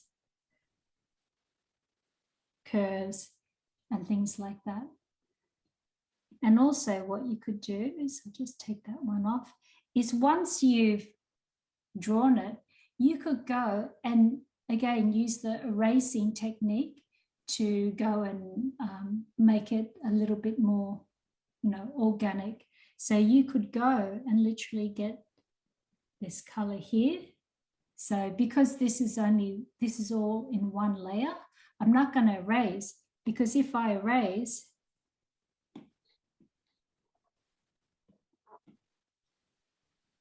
oops, just put a different color there. So I want to erase, and that's just erasing what you have on there. So the other trick I want to do is, so what I want to do is I want to get the color. So the color, for instance, this is the pink. I'm going to copy that color. And even though I want to erase the writing on it, I don't want to erase the actual artwork. So I replace the erasing with adding on color. So the brush tool, making sure it's in a similar brush style. So we'll go to drawing. Nothing similar in there. Well, maybe this looks pretty close. Just some texture on it. I'll go right down, and in this area,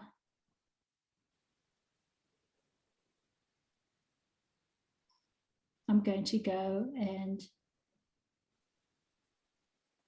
make some organic marks. So see how I've taken the color that's next to the color I want to erase, and just little things like that. You know, you can change the shape of this or break it up. Just little things like that. Okay, and we can actually change the shape of this straight line, but we're going to do that when probably maybe today or next week when we finish up watercolors. So as Brian asked that question before, how we can change the shape, we can do it. So adding to our bag of tricks. Yeah, beautiful work. What does it mean again? The first word is qalb. So qalb is heart in Arabic, and dammi means bleeding. Oh yes, yeah. Well, Yeah, I don't know. I don't know. I'm just playing around, and you know, not really. I don't really have a style yet. I haven't like really picked up what my strength is in the artistic side of things. So it's fun to play around with, to be honest. I've actually finished another artwork. I can send it through. Yeah, send it to me. But yeah. Oh, yeah, send it it's to just me. so much fun having the option as a screenshot. I'll do it as a screenshot so it's easier to have a look. But it's just so much fun, like as we're learning the tips and tricks, because as I said, I don't have my style yet. So as you're teaching, I'm just playing around and making an artwork. So it's a lot of fun. Oh, that's really great for me, because, you know, like as I said, they've got all these tools, but sometimes you only need a few tools and a few tricks, and then you can make amazing things. So I can't wait now to show you how to use that watercolor, because last night I made a masterpiece and it took me like 3 minutes while I was waiting to cook dinner or something. And I was like, wow, this is so good. But then I accidentally deleted it, so I can't show you today. Okay, so just making sure we've been through everyone. We've seen all your artworks. Is there anyone that has sent me something that I haven't looked at and shows you some tricks to improve it? I think I've got everyone. Okay, so if I don't get through yours today, Fatima, definitely send it and it'll be on next week's lesson.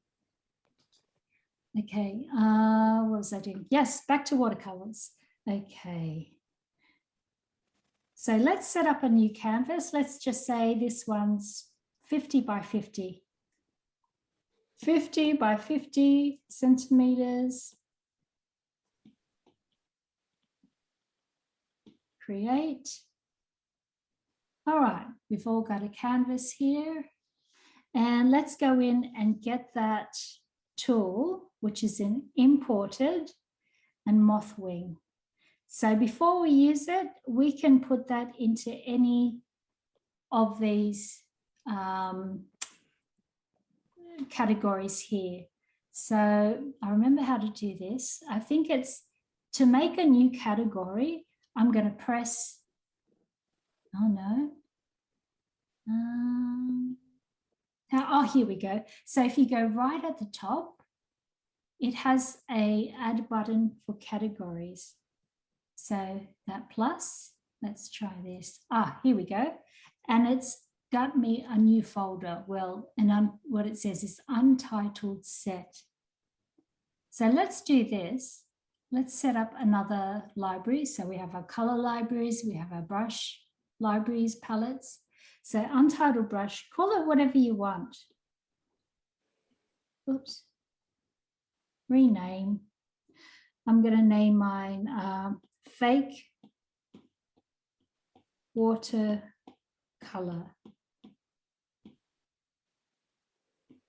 Tap out of it. So it's here.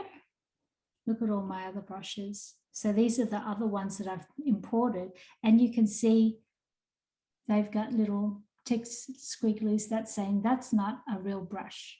So I'm going to go into that fake watercolor brush. Well, if I click on it, it's got nothing there. I want to put something into it. So I want to put that imported brush, which is in imported brushes, right down the end. And I'm going to grab the brush that I want, which is the Moth Wing. And I'm going to drag this up to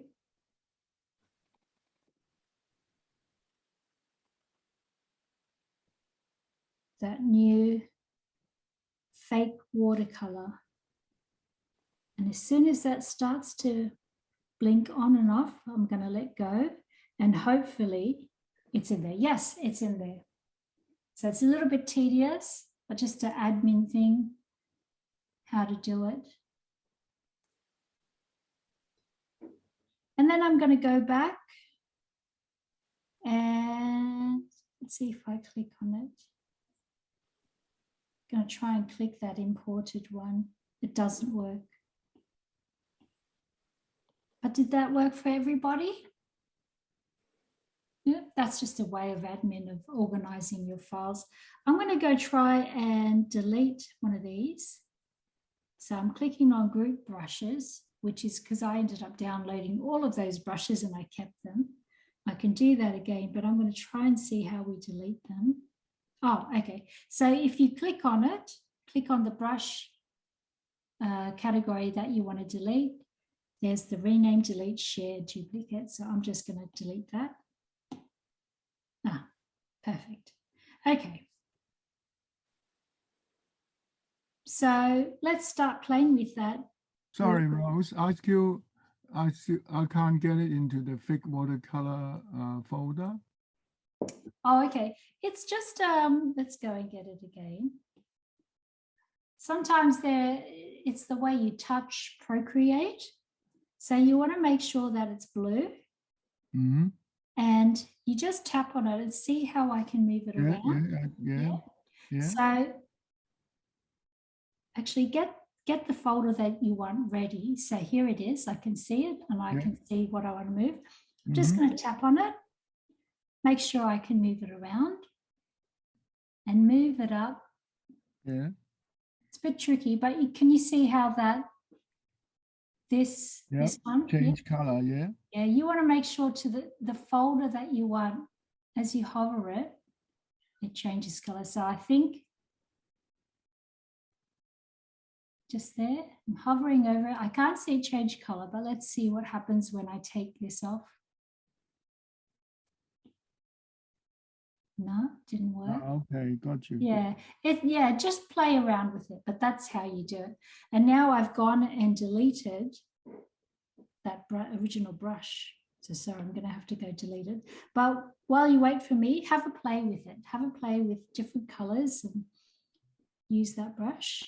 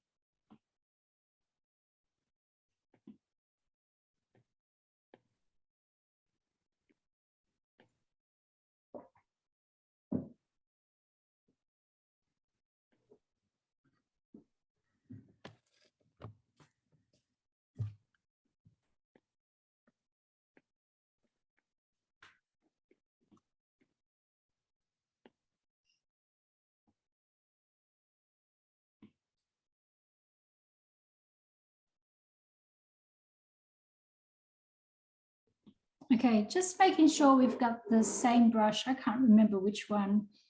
Was it called the Groot Moth Wing? Just making sure you all have that.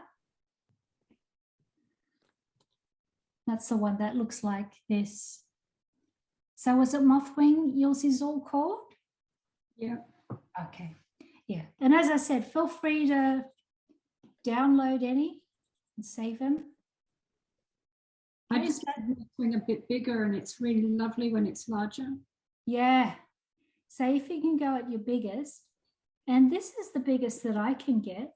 Are you guys getting this size at the biggest? Yeah, I just made it bigger through properties and then it goes really watery. It's lovely. Yeah, I'm going to make mine go bigger as well. So for those who want to just go over how to make something bigger, if you click on the actual brush, so click on it, that brings you up to this screen that we haven't touched on much. And to make this brush actually bigger, because we can actually write on here and test it,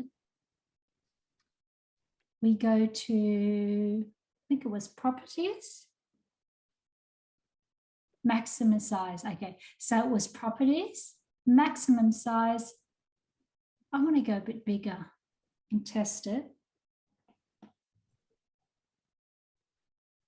Actually, it's done something weird. Oh, actually, that's probably because, I'll take it back. Minimum size.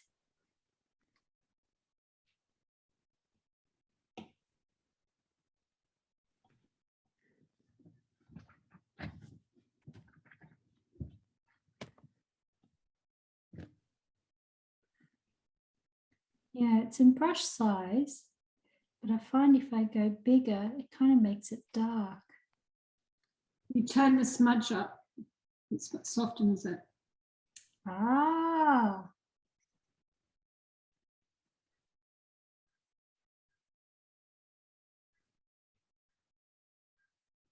Yeah, it's got something to do with, look, I don't want to touch it too much. I'm just going to leave it how it was originally. So mine was at 235. I'm going to click done, but it's up to you how big you want your brush to be. I think for today's lesson, this should be big enough. Okay, so interesting things about this brush, it does give a beautiful edge. So if you all have that, see this edge? That's definitely watercolor. And I think I've mucked around with that too much.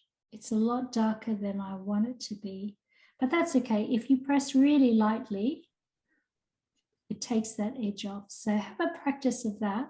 So press really hard, you get that really hard edge, and just make sure that you can still get that but with the softer edge by pressing softer. Is that working for you guys? Yeah. And the other thing, once you take your brush off and then you put it back in, you'll get the double effect. So this is a far superior brush than the ones in Procreate. And this is what we want. We want to be able to use the pressure of our hand to make something really dark and overlaying to get these beautiful effects like that. So are we all trying it and getting these similar effects? Yeah. Yeah. All right. So I just want to clear it. And we'll just do a few exercises. So I'm just going to tap into that screen, and my brush isn't big enough, but I'm just going to keep pressing till I get to a bigger circle. And what I want to do is, with my brush on, just make that circle bigger. And then if I do things like I've made a mistake, I'm just going to keep going over and erase it till I get a big blob with a nice smooth finish inside.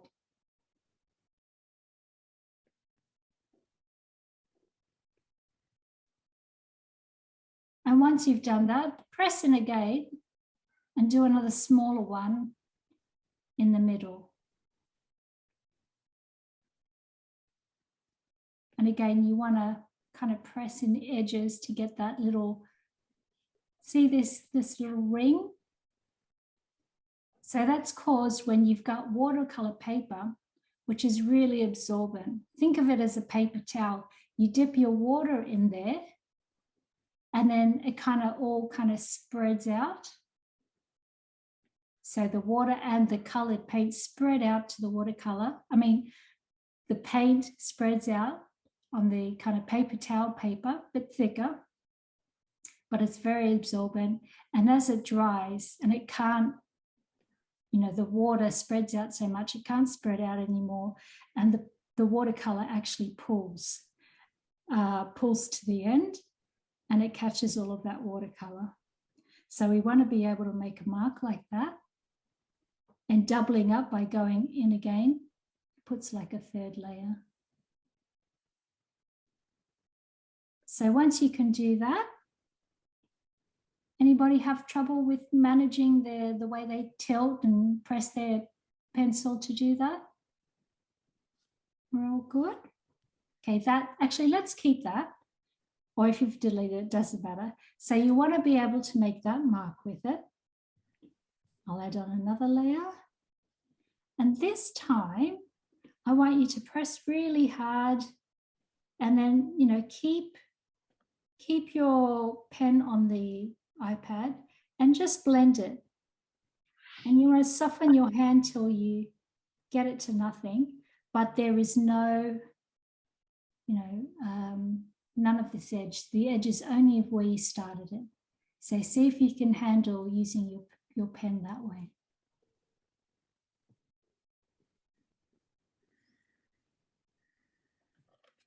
So I'll do it again.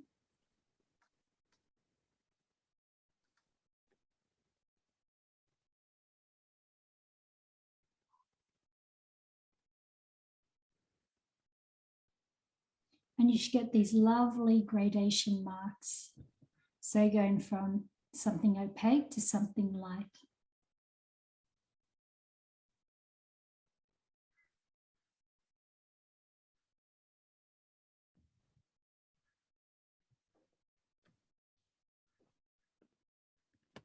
How's that going for everyone? So let's do another mark. So I'm doing another layer, turning off the one underneath. This time I want you to kind of work in a circle, but I don't want you to draw a circle like that. I want you to try and draw the circle where you start on one side and you kind of fill in the rest of the circle. But as you do it, you're doing what we just did, but so it's a circle.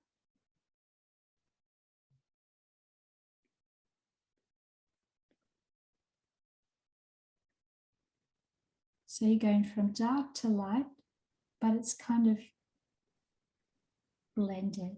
So this one's a little bit harder, but try it. I'll do it again. So I do a half circle at full strength, and then I go over it, erasing those harsh lines. And as I go to the other side, I'm erasing at the same time and softening my touch.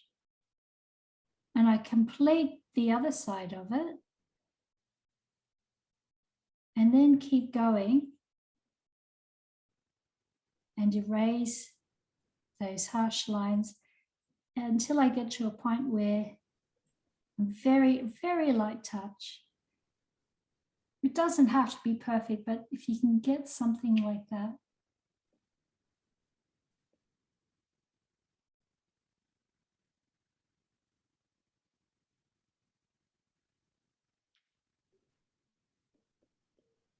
So has everybody got something like that? Yep. Yeah, doesn't matter. It Something doesn't like have to. The thing about watercolor is that it's not perfect. That you do get all of these marks.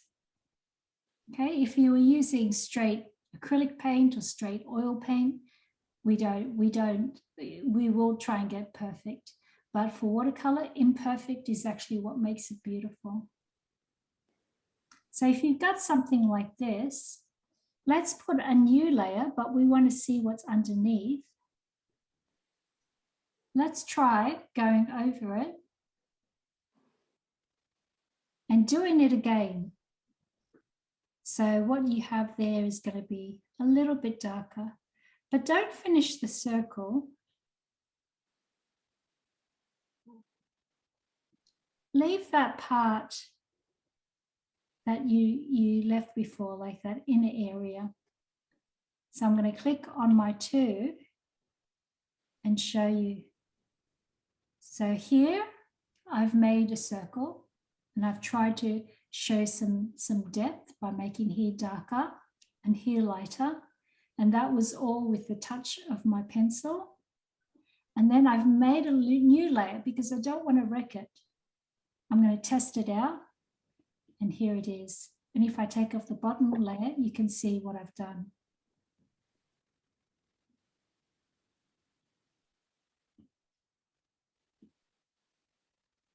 So have a go at that.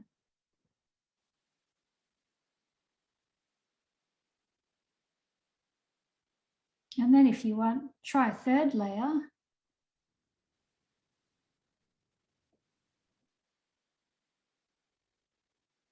And just do it even less that time.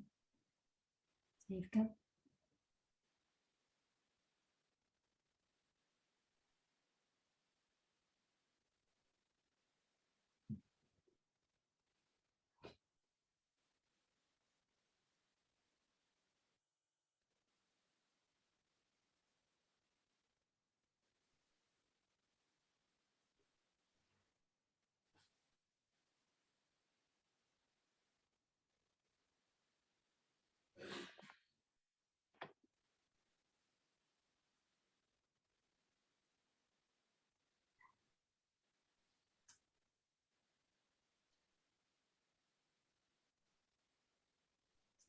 so is that created some interesting effects, or have you not been able to do it at all? So talk to me, tell me anything. Yeah, it works well. Looks good. Okay, that's just the basic of how to use watercolor. And if that's worked, collapse your layers so that we can treat it as one layer. So I'm going to go and merge my layer one by one, merge down until you only have that one layer. of that circle series that we've just done. And from here on, we're going to learn about so many things. So this watercolor we kind of do over, I guess, one whole lesson, but that's divided by 2 days. And then after this, we're going to move on to moving it around and changing its shape and all stuff like that. But while we're learning how to do these tricks with watercolor and actually make a piece of artwork. So one of the first tricks I want to show you, or I want to tell you, is that keep it messy. It always looks better messy, looks like real watercolor. There are things that you can do. The first thing I want to show you again is that eraser tool. So I'm going to go into my eraser tool and I'm going to find that watercolor. And so now it's going to erase for me. You want to fiddle with the size. I'm going to make that really big again. My watercolor brush seems to be shrinking for some reason. All right, we can, so to make this look real, even more real than we started with, actually what we can do now is just go to your layers and let's duplicate that layer. So we have 2 layers of the same thing. Let's turn one off. We want that one for safekeeping. And just while we're there, this one that I've turned off, what you can do is swipe right to left and click on lock. That's another feature that you can use. So as you can see, I've turned it off and then it's got a little lock sign. So when I'm playing around and working, it's safe. Whatever I do to it, if I'm on that layer, it's going to warn me and say, you're on a locked layer selection. So I can go cancel and go, oh, that's not the layer I wanted to work on. That one's safekeeping here. Okay, so we want to work on the other layer. So we don't want the locked layer. We go press blue on the layer that we want. And now we'll start to do some special effects. So we'll start off here. And I want you to use the rest of this lesson to play with the watercolor and use this trick. Because next week we'll be starting from scratch. We'll make our own watercolor just to show you all the tricks again and how to use it in a real work. So the first one was that eraser button in the same watercolor brush. We can go and erase some edges.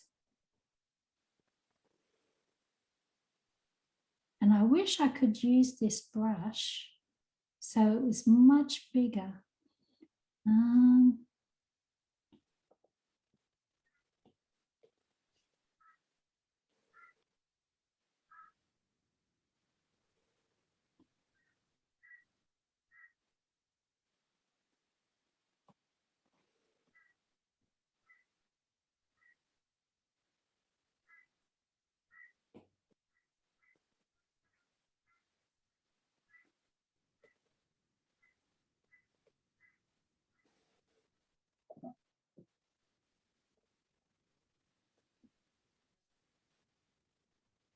Actually, you know what?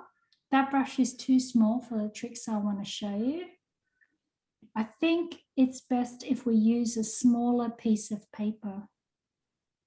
So if you don't mind, if we can go back to our gallery, open up a new page, and this one's going to be 20 by 20 centimeters until I figure out and I can show you how to fix that brush to make it a lot bigger. So we go back to our plus button, and if you don't mind creating a new entire canvas that's 20 by 20 centimeters at 300 dpi. So sorry again, we've got a new canvas. So this canvas is much smaller. So it's half the size of that one that we had. So now that if we click on that same brush, put it at its maximum size, it should be a lot bigger. Now just checking if that has worked for everyone. Yeah. Yeah? Okay. So that's another cheat that you can use. But next week when we do our artwork, I'll make sure I figure out how to improve the brush so we get the same effect on a much bigger scale in case it becomes a genius work and we want to print it. Okay, so again, let's practice that circle again. So we need 3 layers. So the first one, I can make my brush a bit bigger. So I want to go and erase.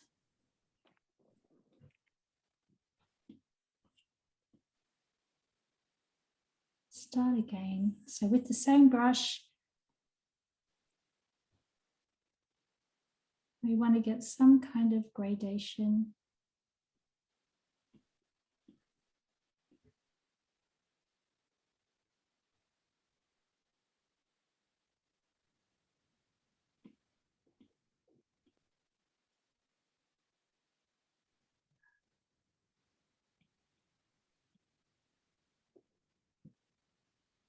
And then collapsed all the layers together. Or if you can do it all in one go, that's fine. And now I'm going to go to the erase button, make sure I'm erasing in the same brush, and I can fiddle with the size. So I'm erasing the lighter side of that.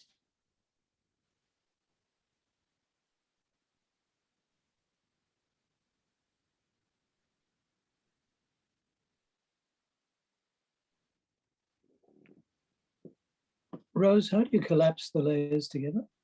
So you click on your layers and depending on how many layers, so for instance, I've got the top layer, I need to go to click on it and it's merged down. So to merge down to the layer directly under it. So once we've done erasing, and look at this brush, I've made it bigger and look at the lovely effects. Because when you use a watercolor brush, more people like the brush to be a bit larger. So let's just say if I wanted to paint an area this big with watercolors, I wouldn't choose a brush this big because that's a lot of work. And with the, in real life, in that, if you had a smaller brush like that, you would get all of these tiny marks, and that doesn't look as attractive as it does when you use a larger brush to make a mark like that. And as I said, watercolor is not perfect. You want to get these nice tones, or sometimes you might want to get a flat tone, just coloring that just flat, or we got this interesting tone where we've got darker and lighter colors here. Whoops. So I'm just going to erase that a bit more. And all of these little marks, so see all of these little textures that you've got there, really light and dark areas. That's what we're looking for. Nothing too smooth. So for that, that's not watercolor. If I wanted something like that, I'd lower my opacity. And I do something more organic. And another thing that you could do, so just try it, duplicate your layer. So now you have 2. And as you can see, watercolor is transparent. So if something that you got down in the first place wasn't as dark as you wanted, rather than painting it again, you can cheat by duplicating the layer. Another thing you could try, so again, we'll do all these when we're making the real painting. This is just so you can have a play in your own time till next week. We can move that layer. So remember this tool here, the arrow tool, we've turned that on. And we can move that around. So see how we've got two different layers of that watercolor. And while we're here, we can see we've got options to do other things. So by turning it on and off, we've gone through the moving around, making it smaller. Turning around, rotating it. So try rotating and moving the piece of watercolor that you just did into something interesting. So I'm going to make it smaller and put it there. So keep it alive, orientated in a way that looks interesting.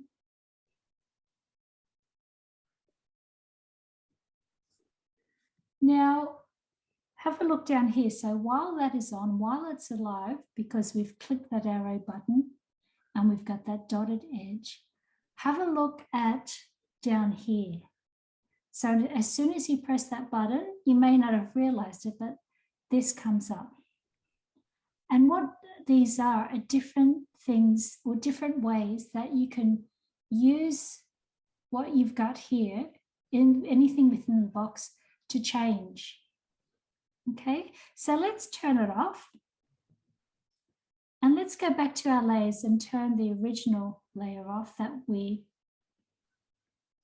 have down here. So I'm going to turn it back on so you can see that that's it there. So I've turned it on, it's got the little marks around it, and this menu has come up.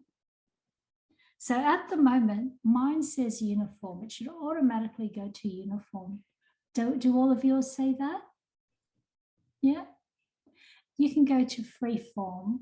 So if you click on freeform, that's what freeform is. So rather than uniform, so uniform is whatever you do, it keeps its proportion, no matter how you move it.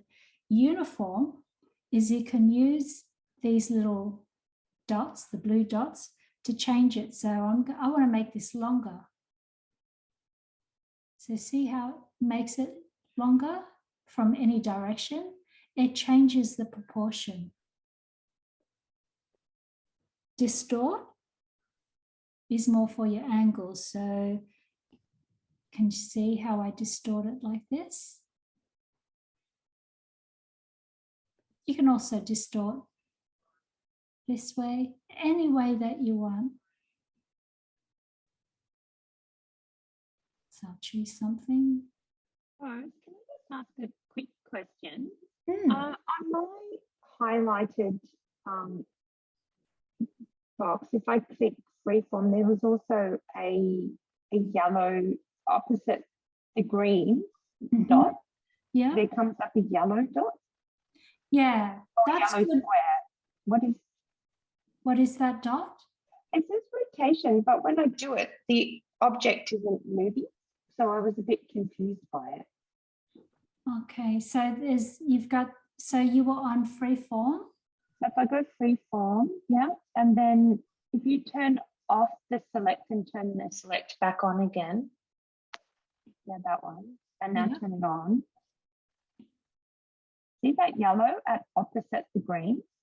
Yes, that's an important button. Oh, okay. But I'll show you what that one's for in a sec. I'll just get to the last one, which is warp. Sorry. Yeah. No, you're right. All right. Please ask questions. So I'll show you that one directly after I show you warp.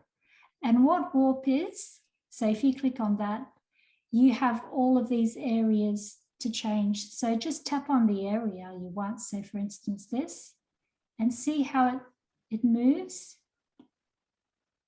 You can do anything like that, which is really interesting.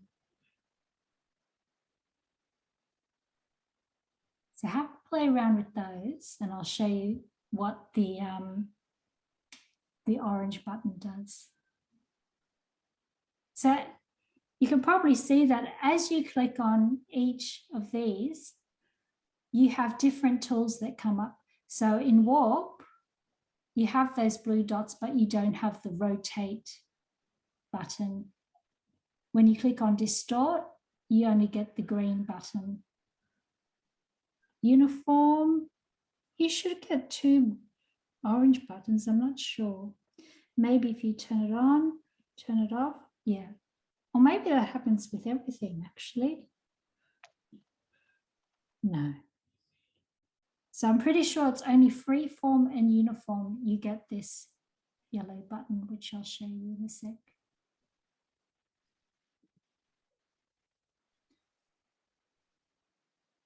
So everyone having a good play?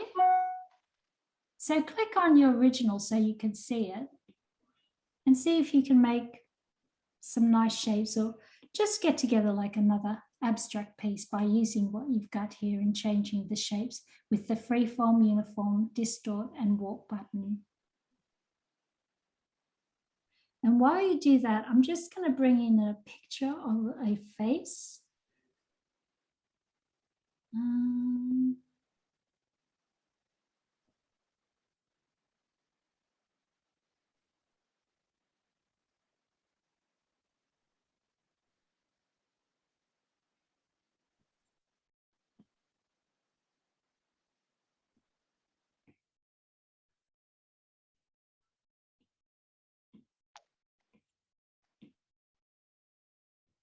Okay, so I'll just get you to stop playing for a moment.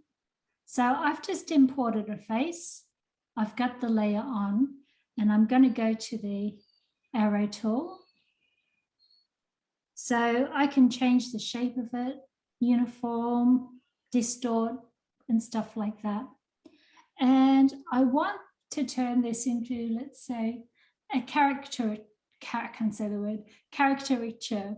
Oh, somebody say the word. Caricature. I know, I don't know what's wrong with me. Okay, so what this yellow button is for is I can make it bigger, but as I said, I want to turn it into, you know, one of those Disney characters. And I want to emphasize the longness of her face. Actually, let's make it let's just say I want to deform her face. So I'm just going to deform it. I'm going to go to freeform. Okay, let's say that's the original picture, but I want to make it bigger. So imagine the photo that I got it from is looking like that. That's how I imported it. But I want to make it bigger or longer, or I want to put it into proportion. So I'll just demonstrate and show you what I'm going to do. So if I wanted to keep the proportions and just make it bigger, I can use this button, make it bigger or smaller. And I could use freeform to go and make it longer, but that's not how I want to make it longer. See how I can make it longer like that? I don't want that. I want it to be longer in its proportion. So I'll go back. So there's that orange button. I want to make it stay the same. So we'll do it in the direction of her face. So see how I'm moving that around? So I'm going to move it so I can distort her face, but it's in the direction where her eyes are here on either side. So in the middle of the face. So if I did it that way, it's going to make it large, but not from here. Okay. I want to make it large from in the middle. And so now if I go to freeform or uniform, I can stretch that back. So it's I'm going to keep her proportions in place. Yes, that's a very elegant way of saying it rather than me jabble on. So do you get what I mean? Yeah, I understand that. Yeah. Thank you. Yeah. Especially for faces. So if you want to make, you want to do a portrait of someone and you want to change the proportions of the face, that's how you can change it. Or a shape, like just say you made a fantastic shape, but it's not going to stretch in the way that you want. Even if you have all of these little tools, you can change the bounding box of it. And it's disappeared. I don't know why that disappears. So I'm going to turn it off. Oh, there it is again.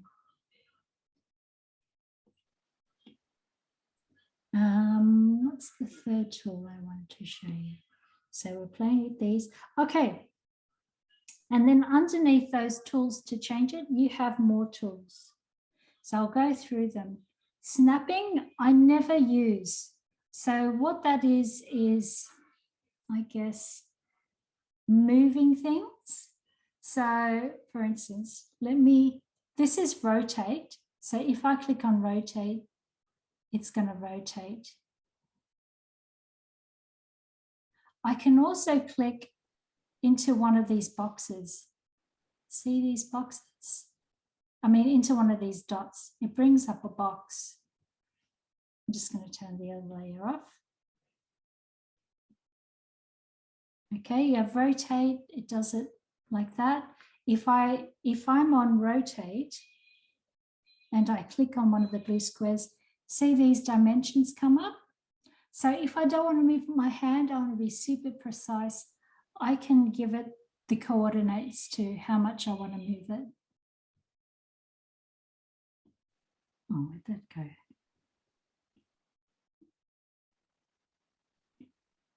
Click on rotate. Click on the box. Oh, sorry, this is dimensions. Let me click on rotate. Okay, so if you're in rotation and you want to change the rotation coordinates, I'm going to click on it. I'm going to do it at 90 degrees. Click 90, and as you can see, look how it's changing. I'll just do it again. 90 degrees, and it's changed at 90 degrees. If I just want to change it at 9 degrees, it automatically does it for me. So that's an interesting thing.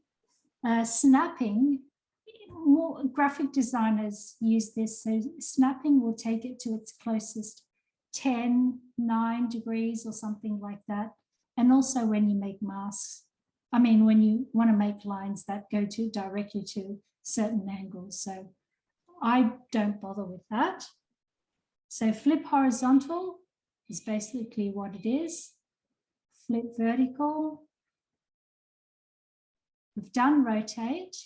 Fit to canvas is, we've done that one before. It just puts it at its largest where your bounding box is. So where your bounding box is at its largest. And remember this tool, if we brought that around, we could then get it to fit canvas even more. I'll have to do it again. Click, fit to canvas. So see how I did that easily. And this, I have no idea what it is. I think it's another, oh, you can go to nearest neighbor, bilinear, bicubic size. I don't deal with that. It's not a very artic one. And reset. So that just goes back to where it was.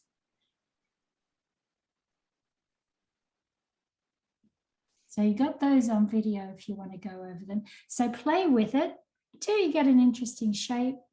So I've put on my other layer there. I'll just quickly fiddle with it.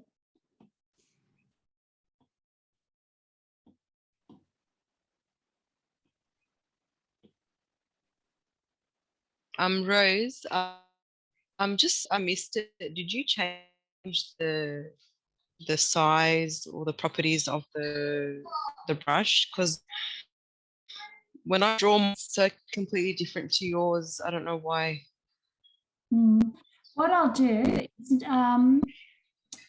keep the brush, but next week I'll find a better brush that's more the size that we want, or I'll figure out how to change the properties. But what you've got, just use it. Yeah. Yeah, I mean, look, it is blending and all that, but it just doesn't.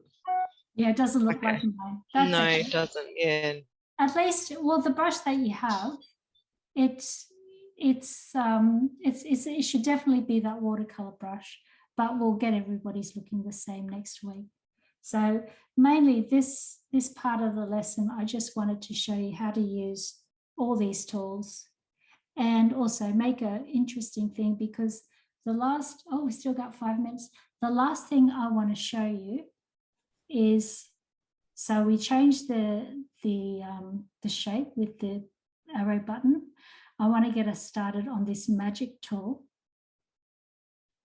So we click on this magic tool and just the first one, which is brightness. So you can see I've made it darker, I've made it lighter.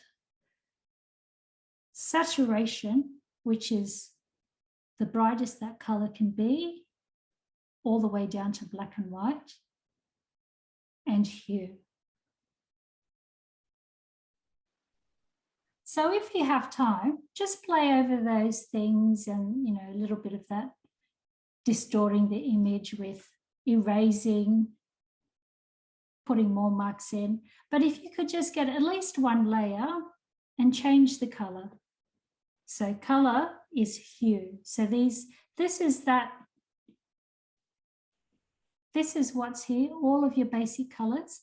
But in here, if you change it, you can change it vertically. So just try and get some kind of image or have a play with whatever you want. Just changing the color, using that watercolor tool, playing with layers, and yeah, just have a good play. So before we go, is there anyone that didn't understand at all?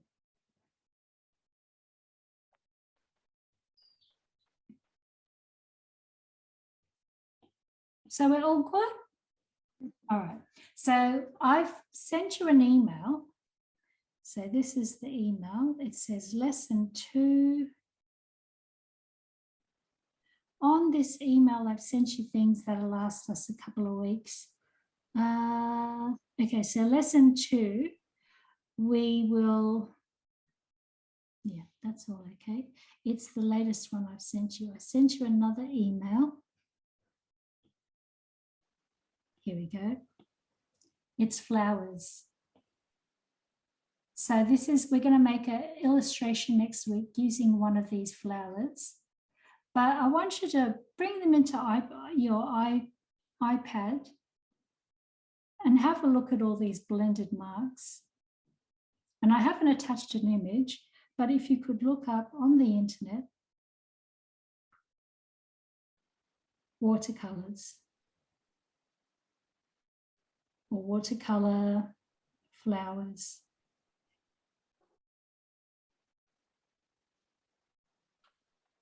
And have a look at the real watercolors and have a look at these flowers. So we want real looking ones. So anyone that you can find which look,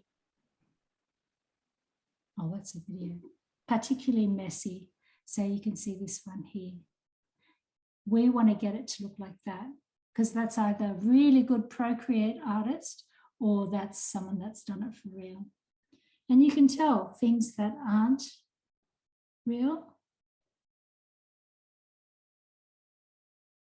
Where you can look up Procreate. Procreate flower.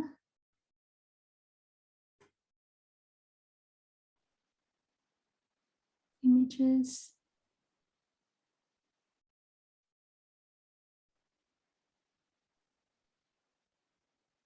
Okay, a bit too perfect. Like people do paint watercolors like that, but they are too perfect. We want that messier, organic look. So if you could just do a bit of research like that, find flowers that you want to paint. But next week, as a group, we will all be painting, I think it's which one? Oh, this one. Okay, so we'll be doing layering, we will be doing smudging and learning all the tricks to get that looking like the other real flower that I showed you. And pick one for yourself. This one here, that's not real, that's Procreate. All right, so any questions before we go? Thank you, Ross. All right, okay. Thank you all. Keep sending me your work. Rose, just a question. Sorry, yeah, I was just wondering, are we actually going to be, as we get further in the course, are we going to be working on portraiture? Yes, so that's in kind of like when we go back to using pencil, I'll show you the tricks, like I just showed you today, the basic shape of the face. So you know, you're not going to be a portrait artist after this, unless you already are. But it'll give you the tricks that you could, I'll show you how to use your iPad and the practice that you can do using those kind of tricks to learn portraiture and figurative drawing. Yeah, thank you. Is that what you're after? Yep, thank you. Cool. All right, should be coming up soon. Rose, I didn't get the part with the portion, you know, the proportion, you know, the orange arrow. I didn't really get that part. Sorry, to be honest. No, that's okay. I'll show you. No, it's okay. So see if anybody wants to go. Fatima. So it's this. So you go to your arrow button. And this is the Jado. Sorry, one sec. No, you're right.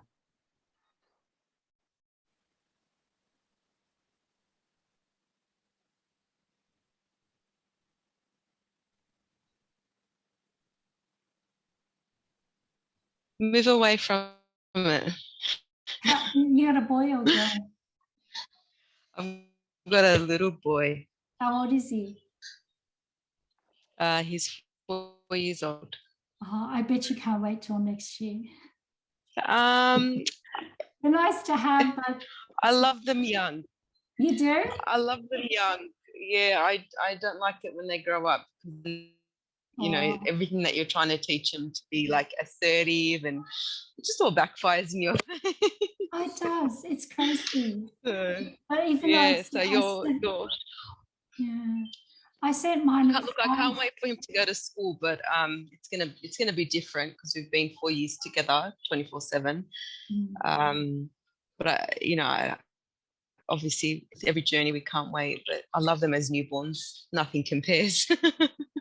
Yeah, they're beautiful. You're much nicer than me. I had a party when my daughter left for school, and then I realized, the job doesn't finish, because even though they go, it's less cleaning during the day. It just all happens at night. It all changes up. Yeah. Okay. So what that was for is for, so you know how you can make it bigger? You can use free form to kind of change the size like that. So what this tool is for is just say, I wanted to make it bigger, but all uniform, but I wanted to make it bigger in the proportion of, see this bounding box? I want to change that. So I'm going to use this, it's rotation, but see how it's rotating the bounding box, not the actual image. So this is rotation. See how it all goes? And I can make that bigger. But this one, I'm changing where I want that bounding box to be. So now if I've changed this bounding box, it's going to make it bigger in this orientation. It's a bit hard to get your head around it unless you have something to use it for. Like that's why I use my daughter's head. Does that make sense?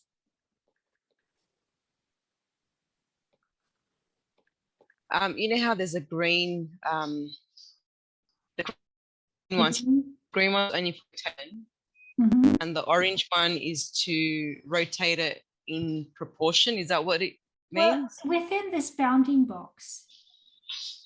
So just say I wanted to make it is a bit tricky. Yeah, until you actually need it for something, you won't realize like the benefits of it. And because I use faces a lot, I want to make things bigger and distort them, but I want the choice of how I do it from. I'll try in one of the lessons coming up to actually use it and incorporate it. Yeah, maybe when we're doing the portrait, is that what you meant? Yeah, it'll be good for portrait. Yeah, all right, maybe that. Okay, because I'm not getting my head around it, to be honest. I thought, okay, it's not simple, so maybe when we see it being actually, it's same. That's all. So I'm like, what's the difference? I can't see the difference between the green and the orange. Yeah. You'll get it. I'll make sure I put it in some kind of activity and you'll get it done. But anyway, thank you all. I'll see you next week. Oh, sorry. I sent you an email of my artwork. So I don't know, because I want to start doing more during the week, and because it, like, I don't know, I'm such a perfectionist, to be honest. I have to like be full in the not the mood, but the inspiration part of it. And then I just realized that I don't really need to do that. I can just pick up my iPad, like you said, take like 30 minutes, 15 minutes, 20 minutes. And I want to push myself to do that, because that, you know, you obviously, when you practice more, you get skill, like you get better at it. So I don't know if you can reply via email and just let me know your feedback on that, and just from there. All right, I'll try and get it done. Yeah. Well, yeah, or definitely next week during class, because it's a bit hard to give everyone an email back when I get so many. Okay, so you only give feedback during class. Okay, no, fair enough. If there's something specific, I'll email back, but usually all right, no problem. But do send it. You can send as many as you want. All right, no problem. Okay. You all take care. If you could all end the Zoom, just because I need to go to another class. Thanks, Rose.